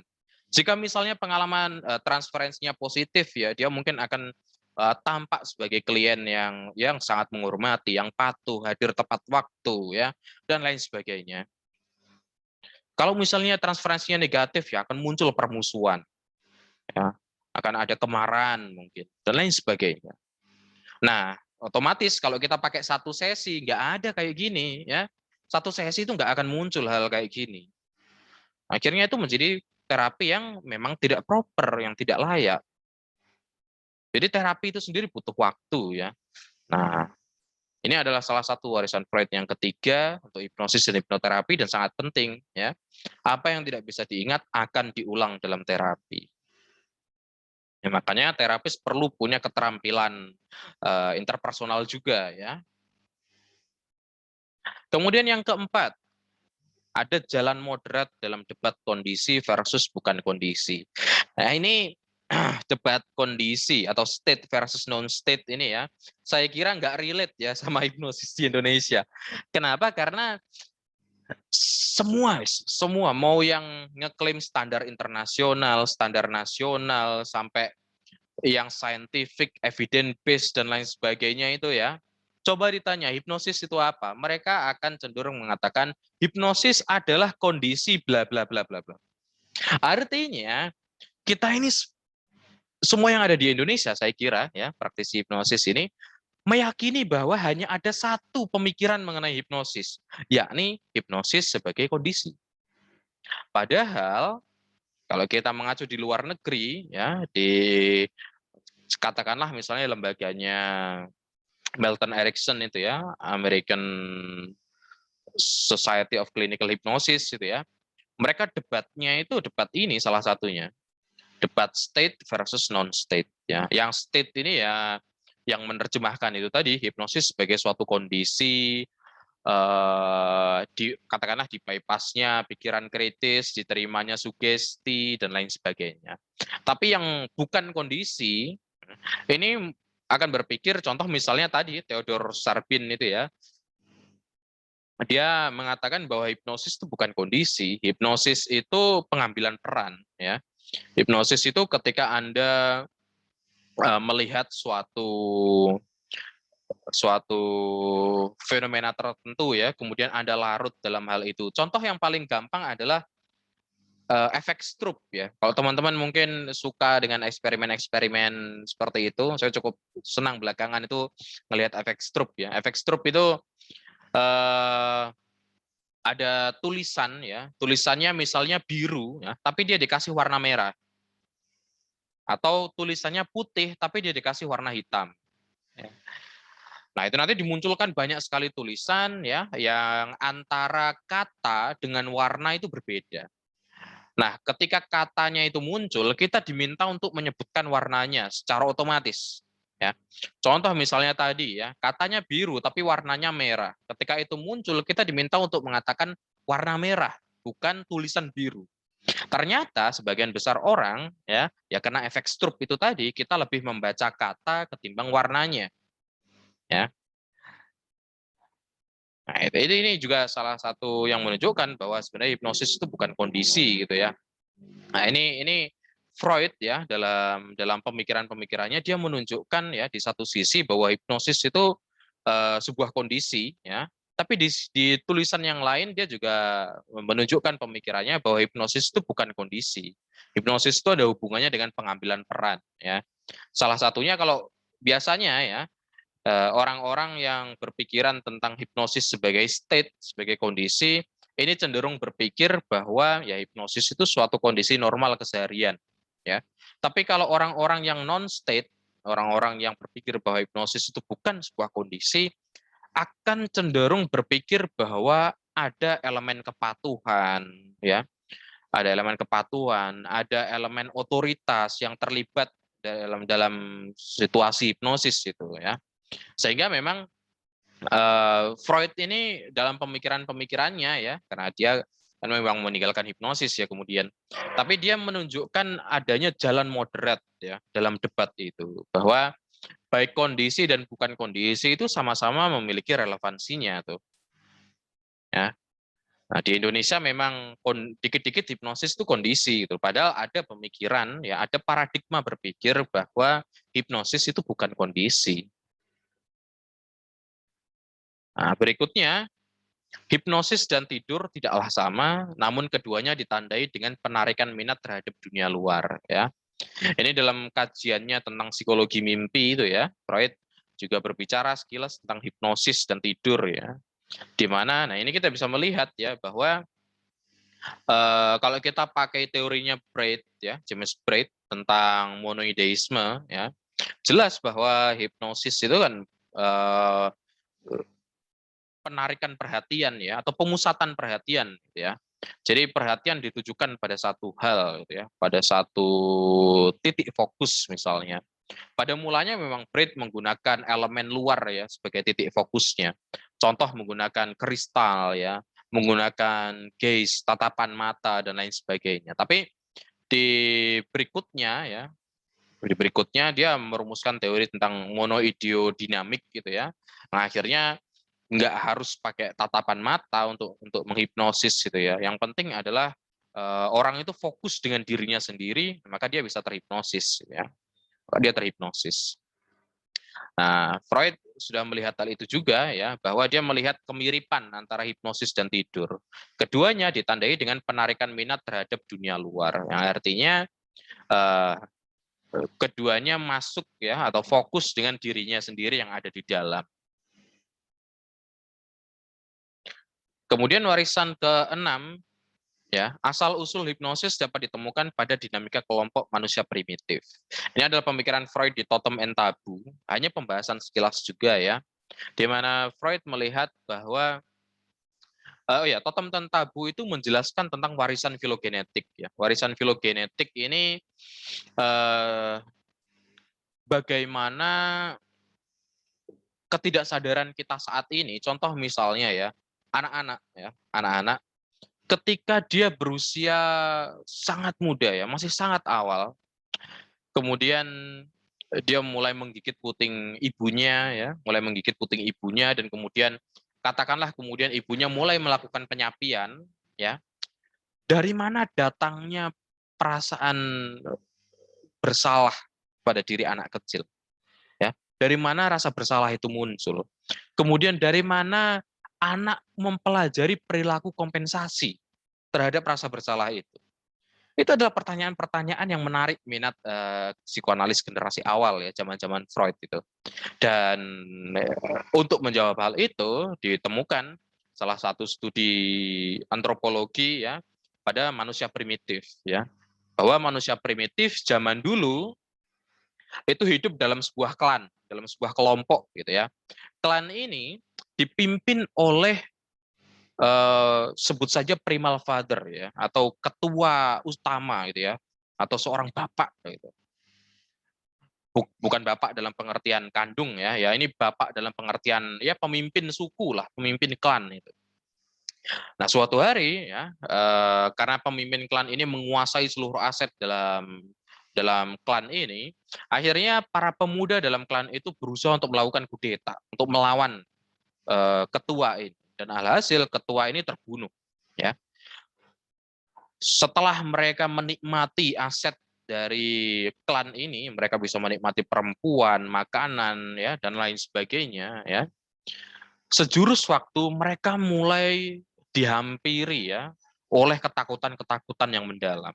Ketakutan-ketakutan itu diantaranya mereka takut ada serangan dari klan lain. Mereka takut ada serangan dari hewan buas, ya. Mereka takut ada bencana alam dan lain sebagainya. Selama ini klan ini dipimpin oleh seorang ketua yang selain kuat ya, dia juga memiliki pengetahuan tentang hal itu.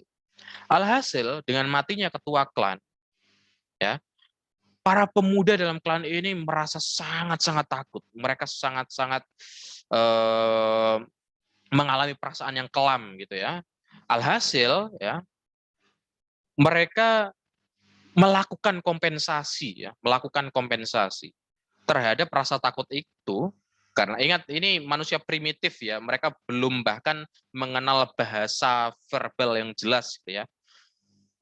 Mereka melakukan kompensasi dengan menghidupkan kembali ketua klan ya, menghidupkan kembali ketua kelompok dengan cara menciptakan totem, menciptakan berhala ya. Jadi simbol dari klan itu dibuat akhirnya, misalnya Raja Wali atau harimau ya. Kita masih menemui itu di suku-suku yang di pedalaman gitu ya, sering ada totem-totem mereka. Nah, totem-totem ini mereka kemudian menyembah totem ini ya, menghormati, memuja, memperlakukannya seperti ketua klan. Dan ternyata perilaku kompensasi ini mendatangkan ketenangan bagi mereka. Nah, mereka mulai belajar bahwa ternyata membunuh atau memenuhi keinginan mereka sendiri, ya, keinginan liar mereka sendiri itu ternyata berbahaya untuk diri mereka gitu ya. Akhirnya mereka mulailah secara berkala membuat aturan dan lain sebagainya ya. Bersama dengan hal ini ya peradaban itu lahir ya. Jadi peradaban itu lahir dari pembunuhan primal father itu. Peristiwa totemisme ini kemudian menjadi menjadi cikal bakal dari agama itu ya. Dari perilaku menyembah sesuatu atau asketisme ya, menyandarkan diri pada sesuatu yang kita anggap lebih besar. Nah, hipnosis berkaitan dengan hal itu juga ya. Jadi orang-orang yang sangat rentan untuk mengalami hipnosis atau istilahnya Pisagur itu para somnambulis gitu ya. Para somnambulis ini adalah orang-orang yang memiliki warisan filogenesis yang aktif ya, di mana dalam ketika dia bertemu dengan seorang juru hipnotis atau hipnoterapi ya, dia melihat mereka orang-orang yang dianggap memiliki kekuatan lebih ya, atau dianggap memiliki sesuatu yang istimewa. Bahasanya akan berbeda-beda ya, tergantung pada konteks kita saat ini. Mereka akan melihat ya juru hipnotis hipnoterapi ini memiliki suatu kelebihan tertentu, memiliki suatu keunggulan atau otoritas tertentu dalam hidupnya, sehingga mereka sangat rentan untuk dihipnosis. Ya, nah ini adalah warisan filogenesisnya ya, bahwa asal usul hipnosis itu dapat ditemukan pada dinamika kelompok manusia primitif.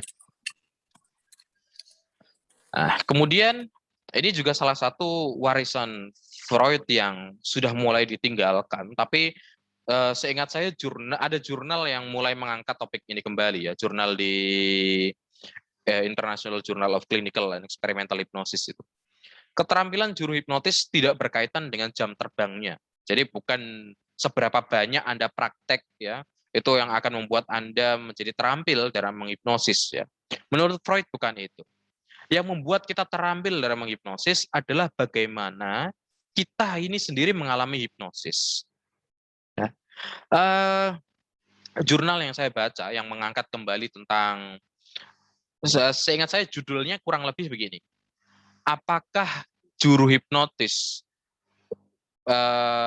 juga terhipnotis ketika dia menghipnosis? Kurang lebih kayak gitulah ya. Jadi apakah ketika kita menghipnosis orang lain ya, apakah hanya orang lain yang terhipnosis atau kita sebagai juru hipnotis juga terhipnosis? Ya. Nah, sebagian besar akan mengatakan bahwa ya enggak, yang terhipnosis itu ya cuman si kliennya saja kan, karena kita fasilitatornya yang menghipnosisnya kan. Nah, sementara ya itu kalau teman-teman juga meyakini paradigma berpikir hipnosis itu kondisi ya. Kalau teman-teman meyakini hipnosis sebagai dalam paradigma berpikir bukan kondisi, maka sebenarnya dua-duanya itu sama-sama terhipnosis. Ya. Milton Erickson juga ketika dia menghipnosis, dia juga terhipnosis sebenarnya.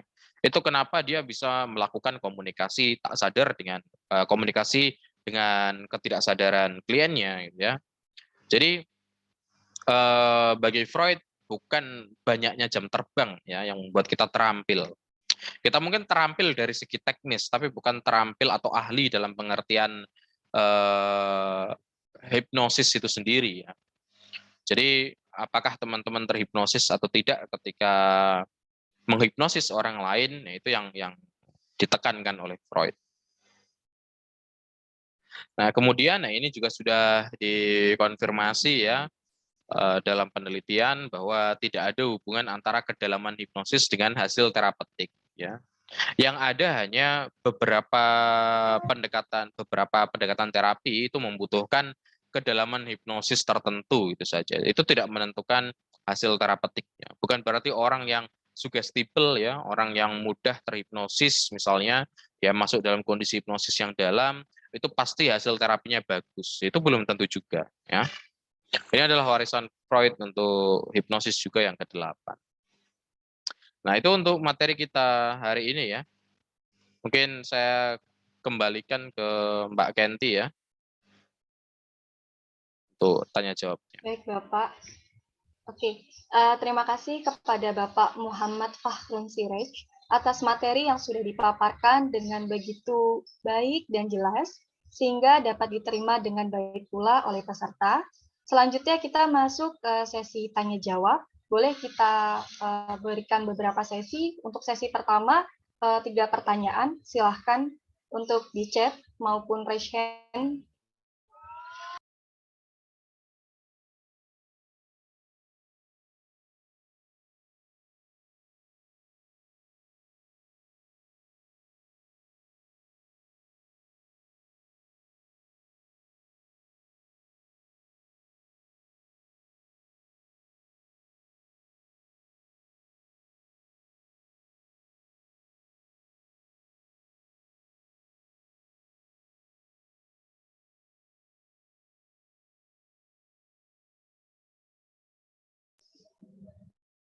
Boleh diketik di chat aja ya, kalau ada yang mau bertanya.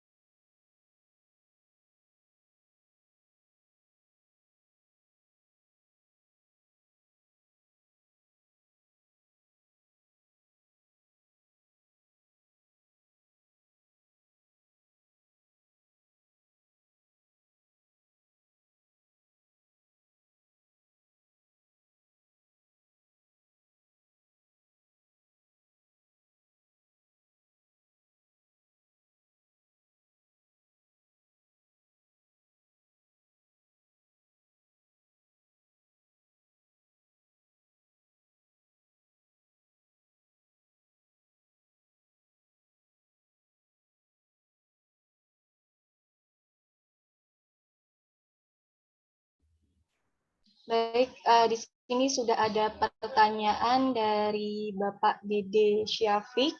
Izin bertanya, apakah untuk orang awam yang belum mengerti ilmu hipnosis bisa menjadi terapis minimal untuk diri sendiri?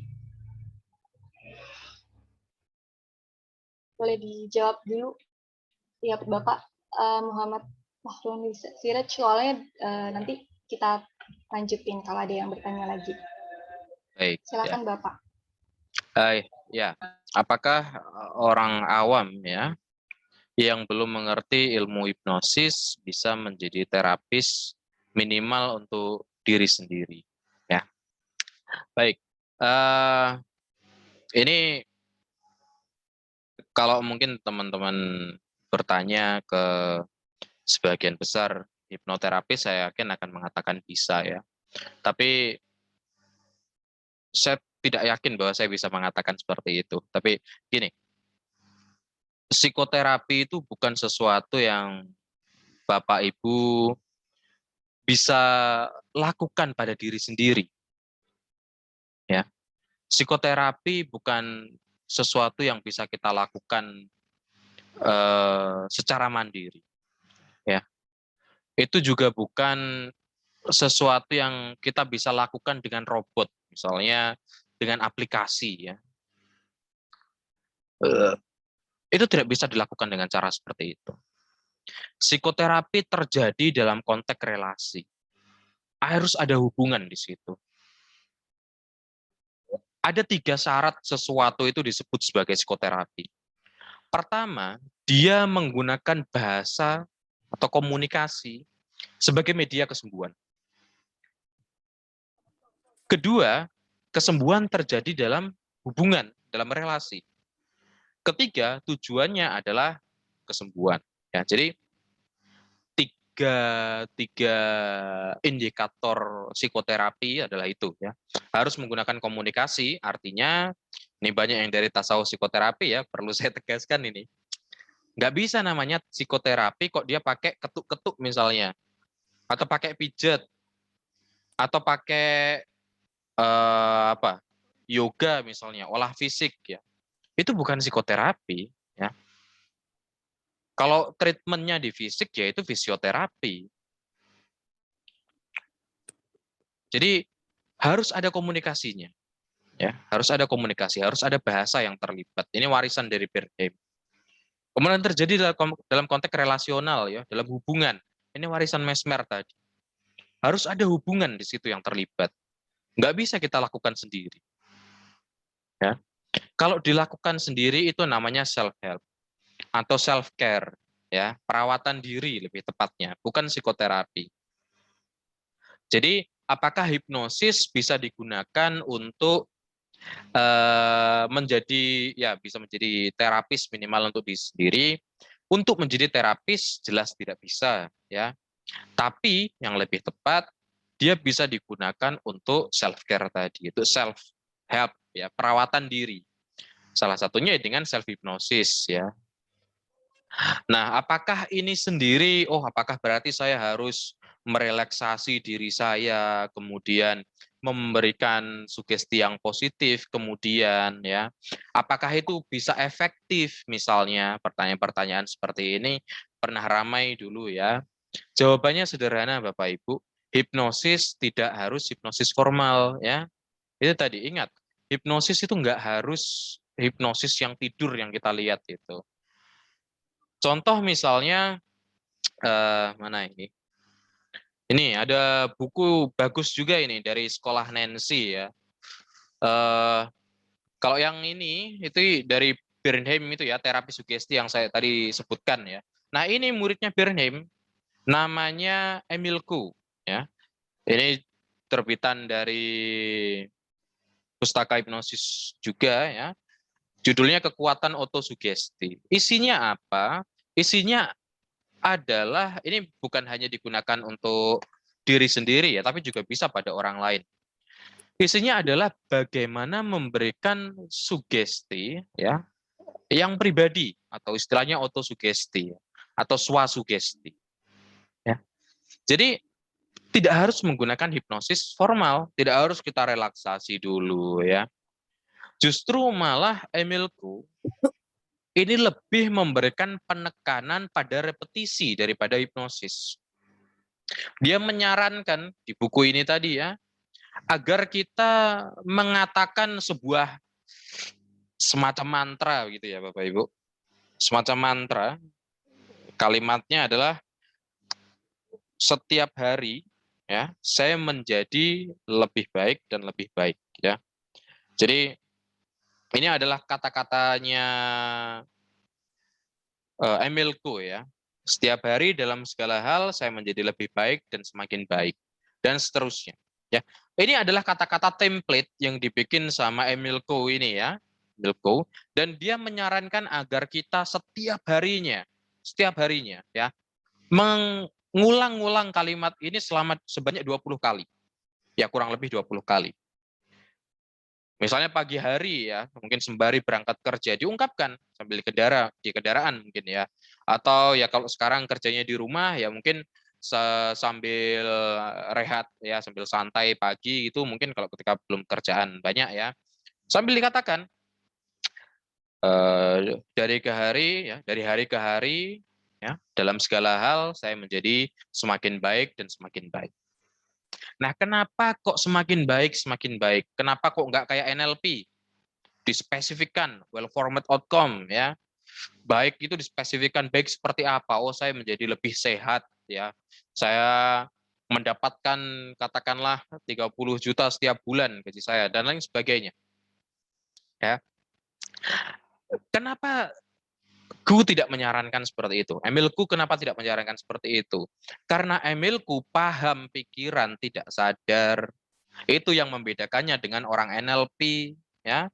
Hipnosis itu memang ya si NLP memodel Milton Erickson ya. Tapi dia itu gado-gado Bapak Ibu ya. Dia campur aduk isinya itu. Alhasil ya banyak hal-hal yang sebenarnya itu fundamental tapi nggak dia ambil karena dia lebih ngambil sisi pragmatis yang lain ya. Mulai dari Bernheim, orang-orang dari sekolah Nancy itu semua ya. Semuanya itu meyakini ya bahwa untuk bekerja dengan pikiran bawah sadar atau ketidaksadaran, kita harus menggunakan hal-hal yang abstrak. Ya, harus menggunakan hal-hal yang abstrak. Itu kenapa Milton Erickson pakai metafora, ya, bukan sugesti langsung. Karena dengan menggunakan metafora, pikiran bawah sadar itu lebih relate, ya. Makanya dalam hal sugesti ini tadi, digunakanlah kalimat yang abstrak, ya.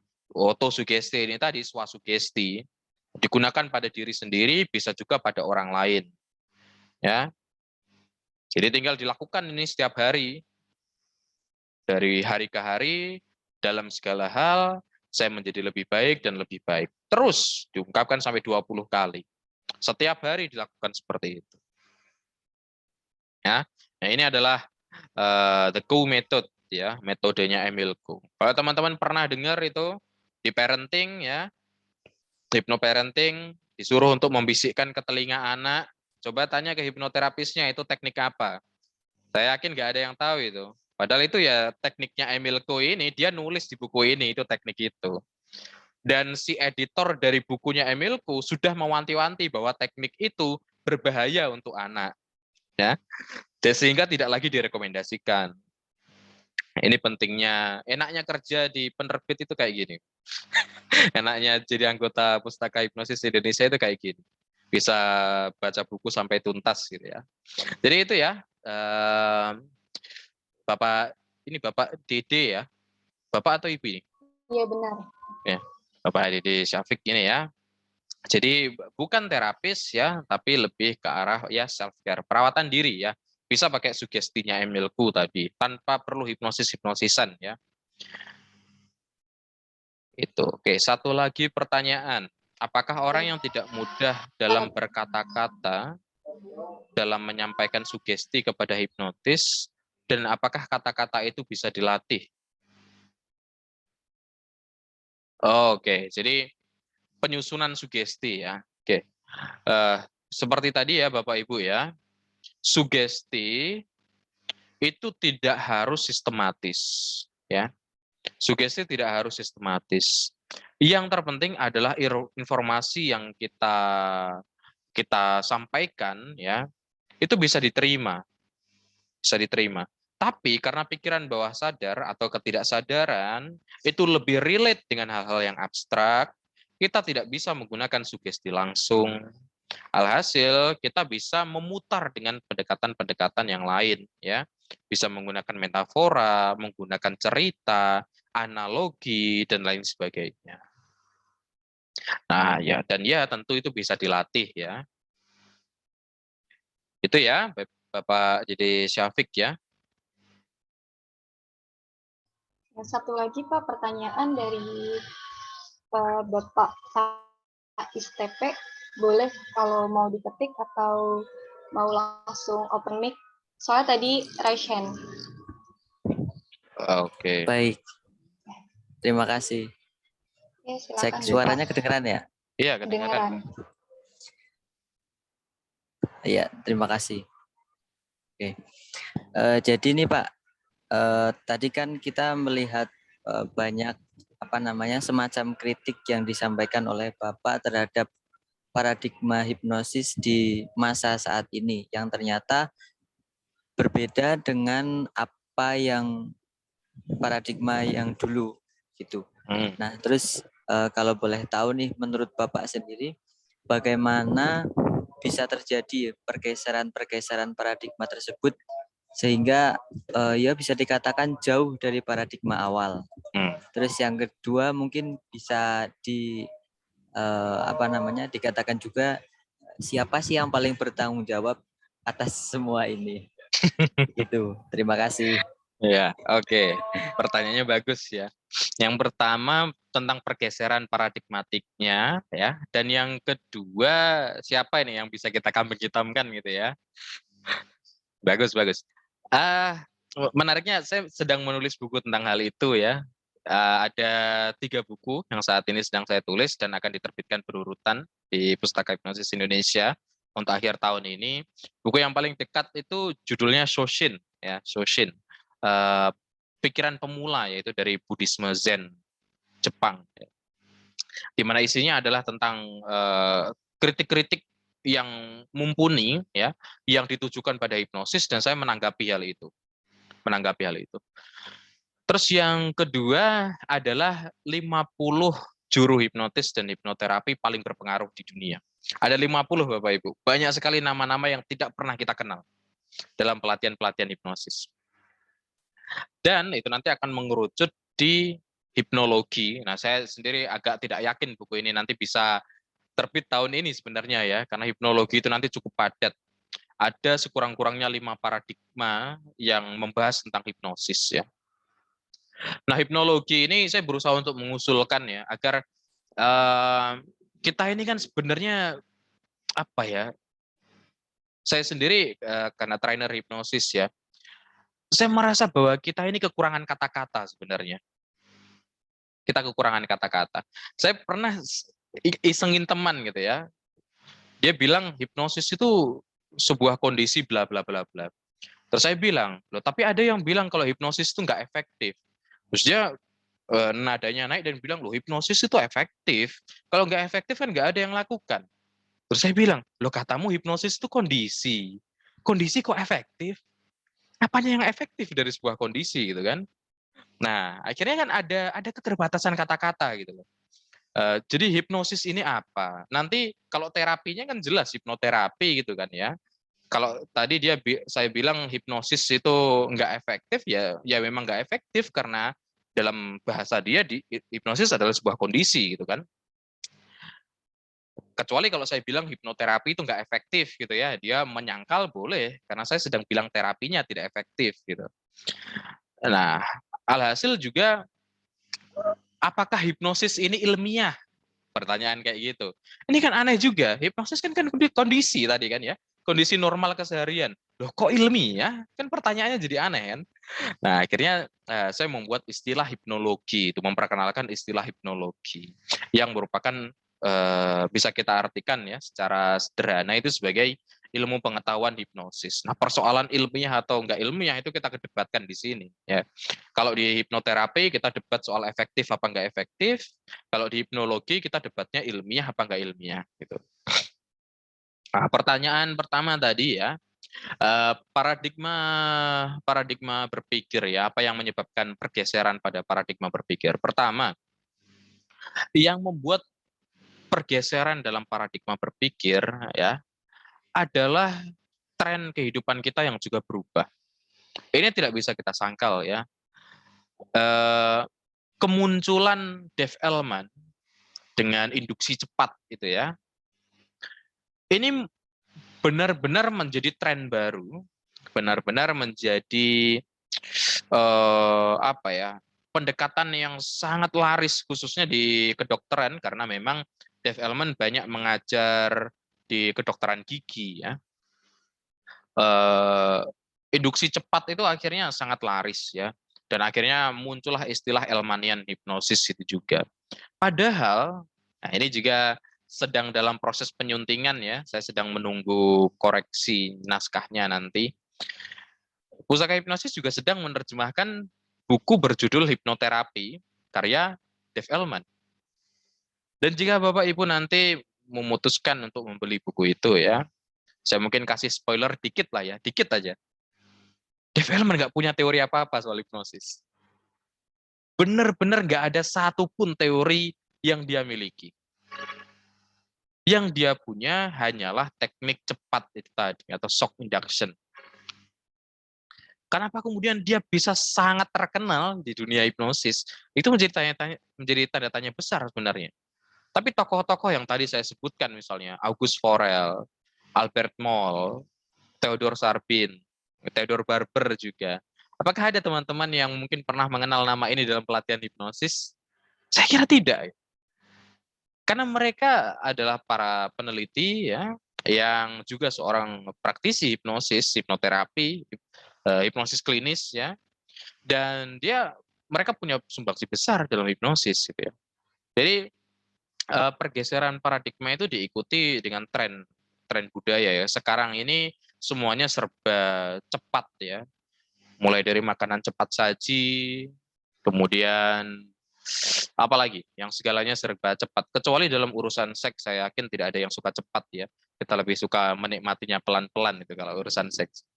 Tapi dalam banyak hal ya kita suka segala sesuatunya itu cepat. Terapi pengen yang cepat ya.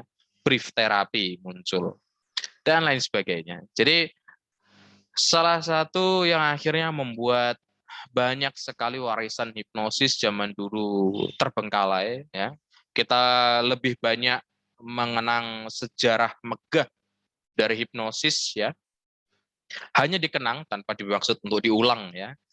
Ya kayak kita ya karena saya muslim ya, saya merasakan bagaimana saudara saya lebih banyak mengenang masa kejayaan Islam daripada bermaksud untuk mengulang kejayaan itu ya. Kita lebih senang dengerin cerita Al-Fatih daripada Ibnu Rushd misalnya atau para ilmuwan Islam Muslim lainnya gitu ya. Jadi saya kira ini nasib yang kurang lebih sama ya. Kita lebih banyak mengenang sejarah besar hipnosis ya, dan tidak mengulangnya sama sekali. Tapi ada kemajuan besar yang dibuat dalam hipnosis hari ini di Indonesia ya, dalam persoalan legal formal ya yang dilakukan oleh baik PKHI dan juga rekan-rekan yang lain ya. Dan setelah urusan legal formal ini katakanlah selesai gitu ya, kita bisa merambah pendekatan-pendekatan atau paradigma berpikir yang lebih luas. Dan saya kira memang satu dekade ke depan ya, kurang lebih satu dekade ke depan, kita akan bergerak dalam bidang hipnoanalogi ini. Ya, kita akan bergerak untuk mempelajari sebanyak mungkin paradigma berpikir, melihat pergeseran-pergeseran paradigmatik itu, ya. Tapi saya kira kita tidak perlu melihat atau mencari kambing hitam itu ya. Karena kalau kita mau mencari kambing hitam dari penurunan kualitas dalam hipnosis ini, kita mungkin akan menyalahkan perut kita masing-masing. Ya, karena penurunan kualitas hipnosis juga dibarengi dengan urusan bisnis yang tidak bisa kita sangkal hal itu ya.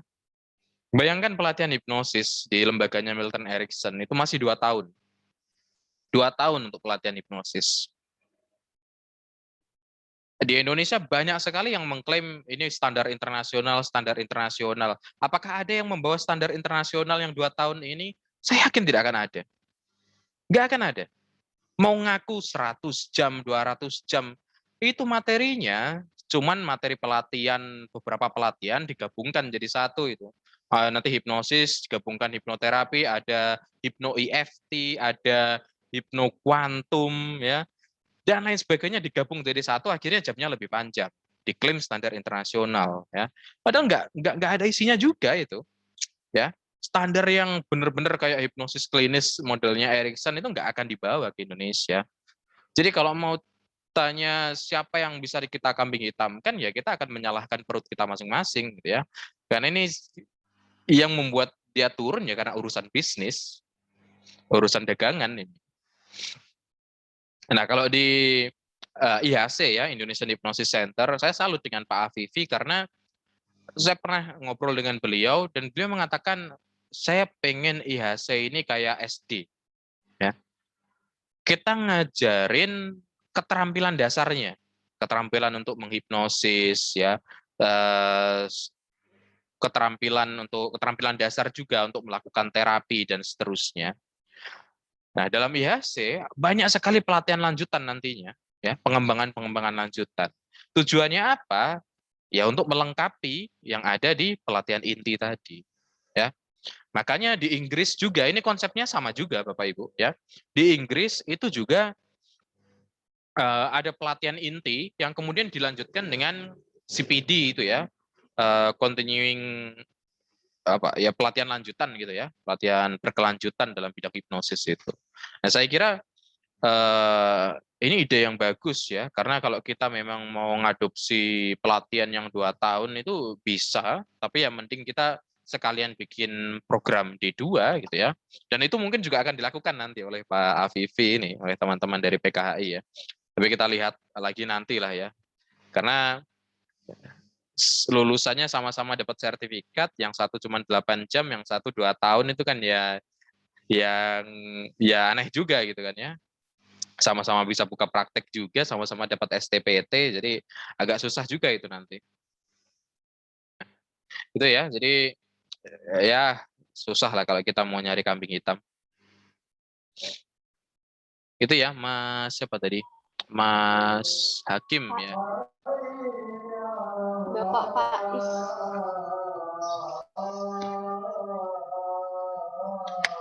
Ada pertanyaan lagi, Pak? Ada 2, ya. Oke. Ada 2 dari, ya. Kita masuk ke sesi 2 untuk pertanyaan. Boleh satu lagi. Ini udah ada 2 pertanyaan dari Bapak Dede Syafiq sama Ibu Janita. Oke. Boleh Bapak. Ya.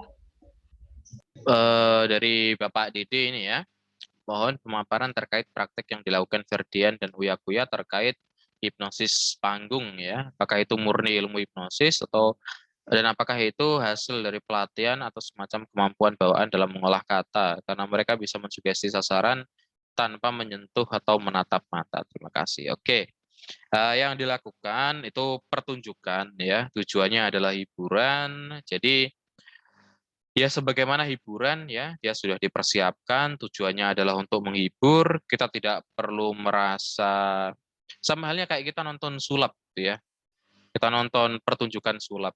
Kalau Bapak Ibu mikir caranya gimana, triknya gimana, itu nggak lagi menghibur ya.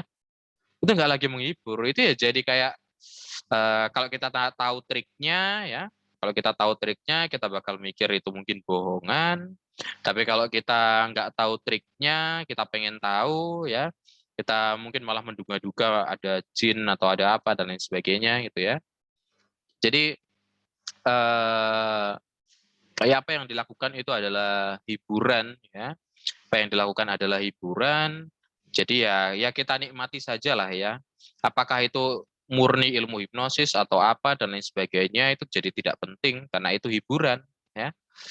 Sama halnya kayak sulap ya. Apakah David Copperfield menghilangkan patung Liberty misalnya, apakah itu murni sulap atau bukan? Itu tidak lagi menjadi persoalan. Yang penting itu adalah hiburan ya. Jadi kalau kita bicara hiburan memang konteksnya nggak lagi tentang ilmu pengetahuannya ya atau hipnologinya ya. Yang kita bahas ya tentang bagaimana itu menghibur atau tidak. Itu ya. Itu ya Pak Dede Syafiq ya. Itu hiburan gitu ya. Kemudian untuk Mbak Janita ya. Oke, izin bertanya mengenai kegagalan Freud saat melakukan hipnosis, pernah mengalami beberapa kegagalan. Seberapa amankah hipnoterapi untuk digunakan? Apakah ada efek samping yang membahayakan hasil dari hipnosis ini? Bagaimana cara mengurangi atau mengatasinya? Oke, mantap ya. Apakah ada efek samping ya dari hipnoterapi atau dari terapi? Nah, sering kali memang psikoterapis itu kerjanya agak nyantai ya. Setidaknya kalau kita bandingkan dengan dokter. Ini tadi ada dokter Asep sama dokter Rama ya kalau nggak salah ya. Kalau di dokter itu kita salah melakukan treatment, salah melakukan perlakuan, jadinya malpraktik. Bisa membahayakan.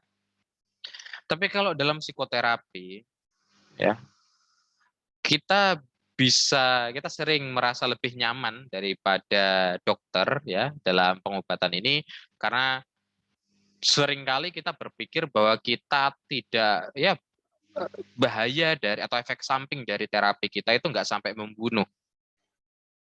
Seringkali itu yang dikatakan, yang disebutkan gitu ya.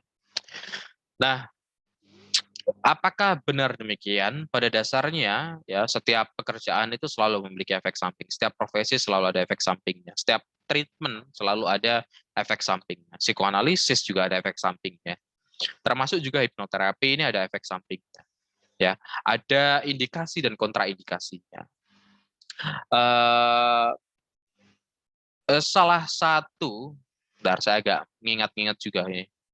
Ada beberapa gangguan yang dia seyogyanya tidak menggunakan hipnoterapi. Bukan menggunakan hipnosisnya ya, tapi lebih kepada menggunakan ya sebagaimana yang kita tahu, yang namanya hipnoterapi ya, sugesti-sugestinya itu pasti ada penanaman sugesti positif ya. Kalau tidak salah pada pasien depresi ya pada pasien depresi, insya Allah, kalau saya tidak salah ya, itu tidak boleh hipnoterapi yang sugestinya itu positif ya. Kenapa? Karena ya itu beresiko untuk dia sendiri sebenarnya, untuk pasien ini.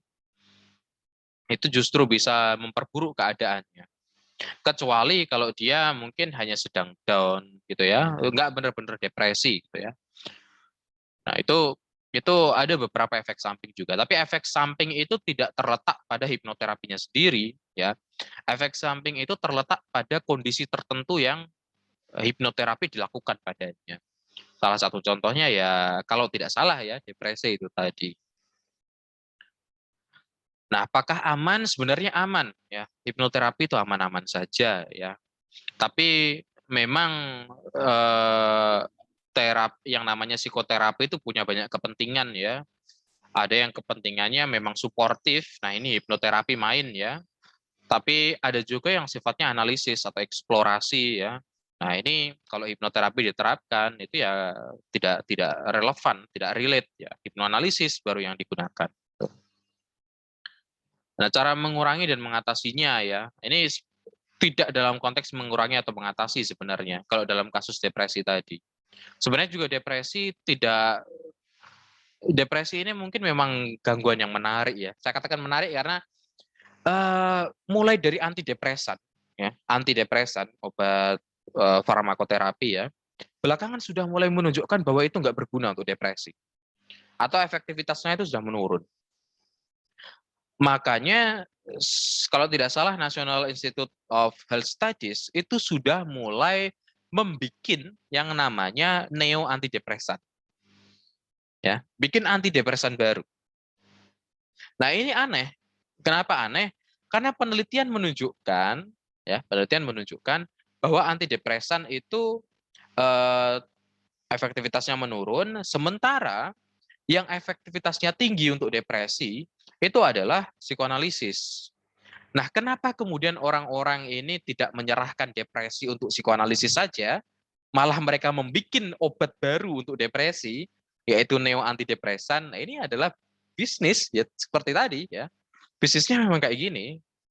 Kalau produk Anda tidak laku, katakanlah misalnya Mas Suripto ini hipnoterapis gitu ya.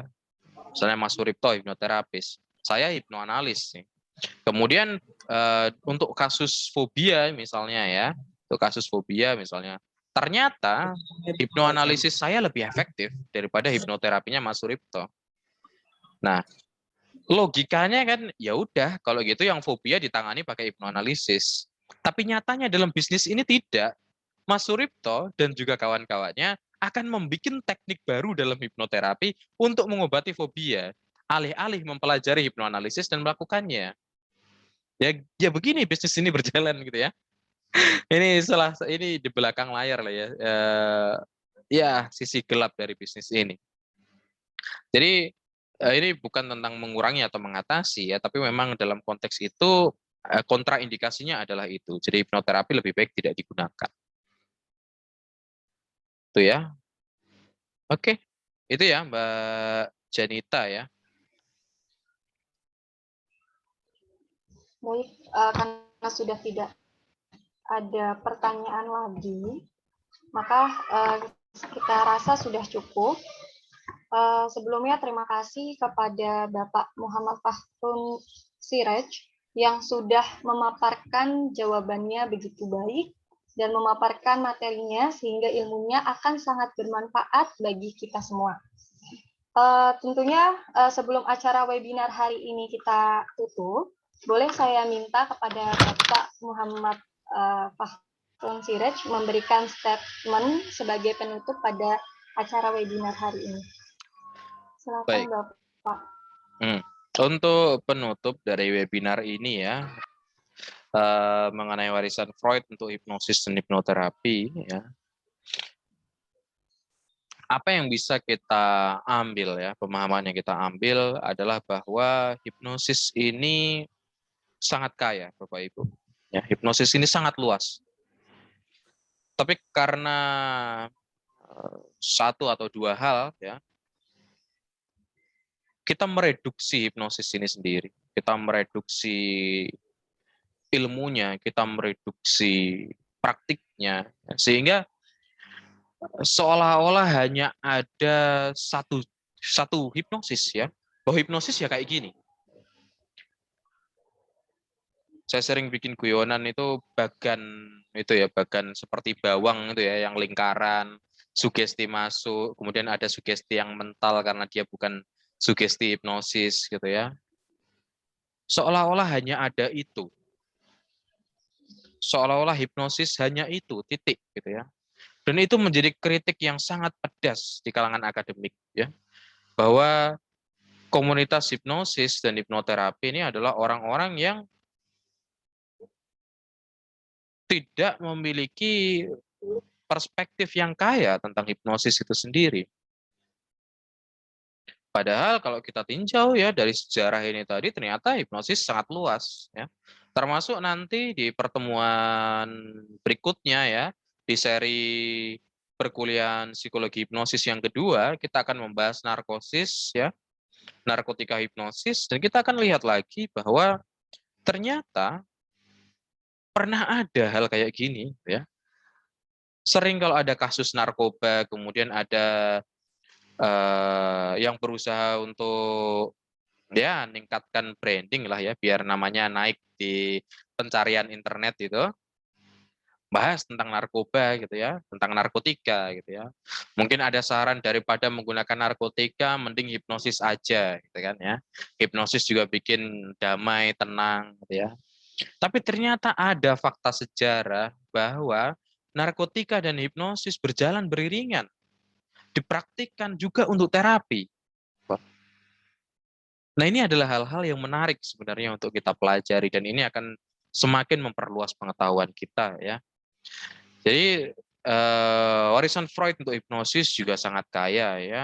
Seperti yang sudah kita lihat tadi ya, mulai dari aktivitas mental tak sadar ya, kemudian juga bagaimana Freud melihat regresi ya, kita persoalan ingatan itu ya.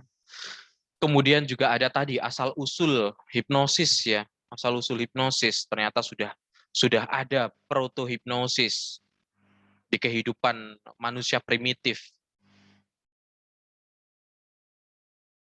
Nah, ada banyak sekali warisan-warisan Freud lainnya juga ya. Ada warisan Freud bahkan dalam kehidupan kita sehari-hari itu ada banyak juga. Nah, mungkin teman-teman yang tertarik nanti juga bisa membaca ya di buku Mengenang Sigmund Freud tadi, Warisilah Apinya Bukan Abunya. Nah, saya kira itu ya untuk kesimpulan akhir dari pertemuan kali ini ya. Kalau teman-teman mungkin berkenan untuk bergabung di seri perkuliahan psikologi hipnosis berikutnya, bisa stay ya, bisa tetap di grup WA-nya ya. Nanti kita bisa sharing-sharing diskusi dalam grup juga boleh. Itu ya. Baik, saya kembalikan ke Mbak Genti ya. Baik, Bapak.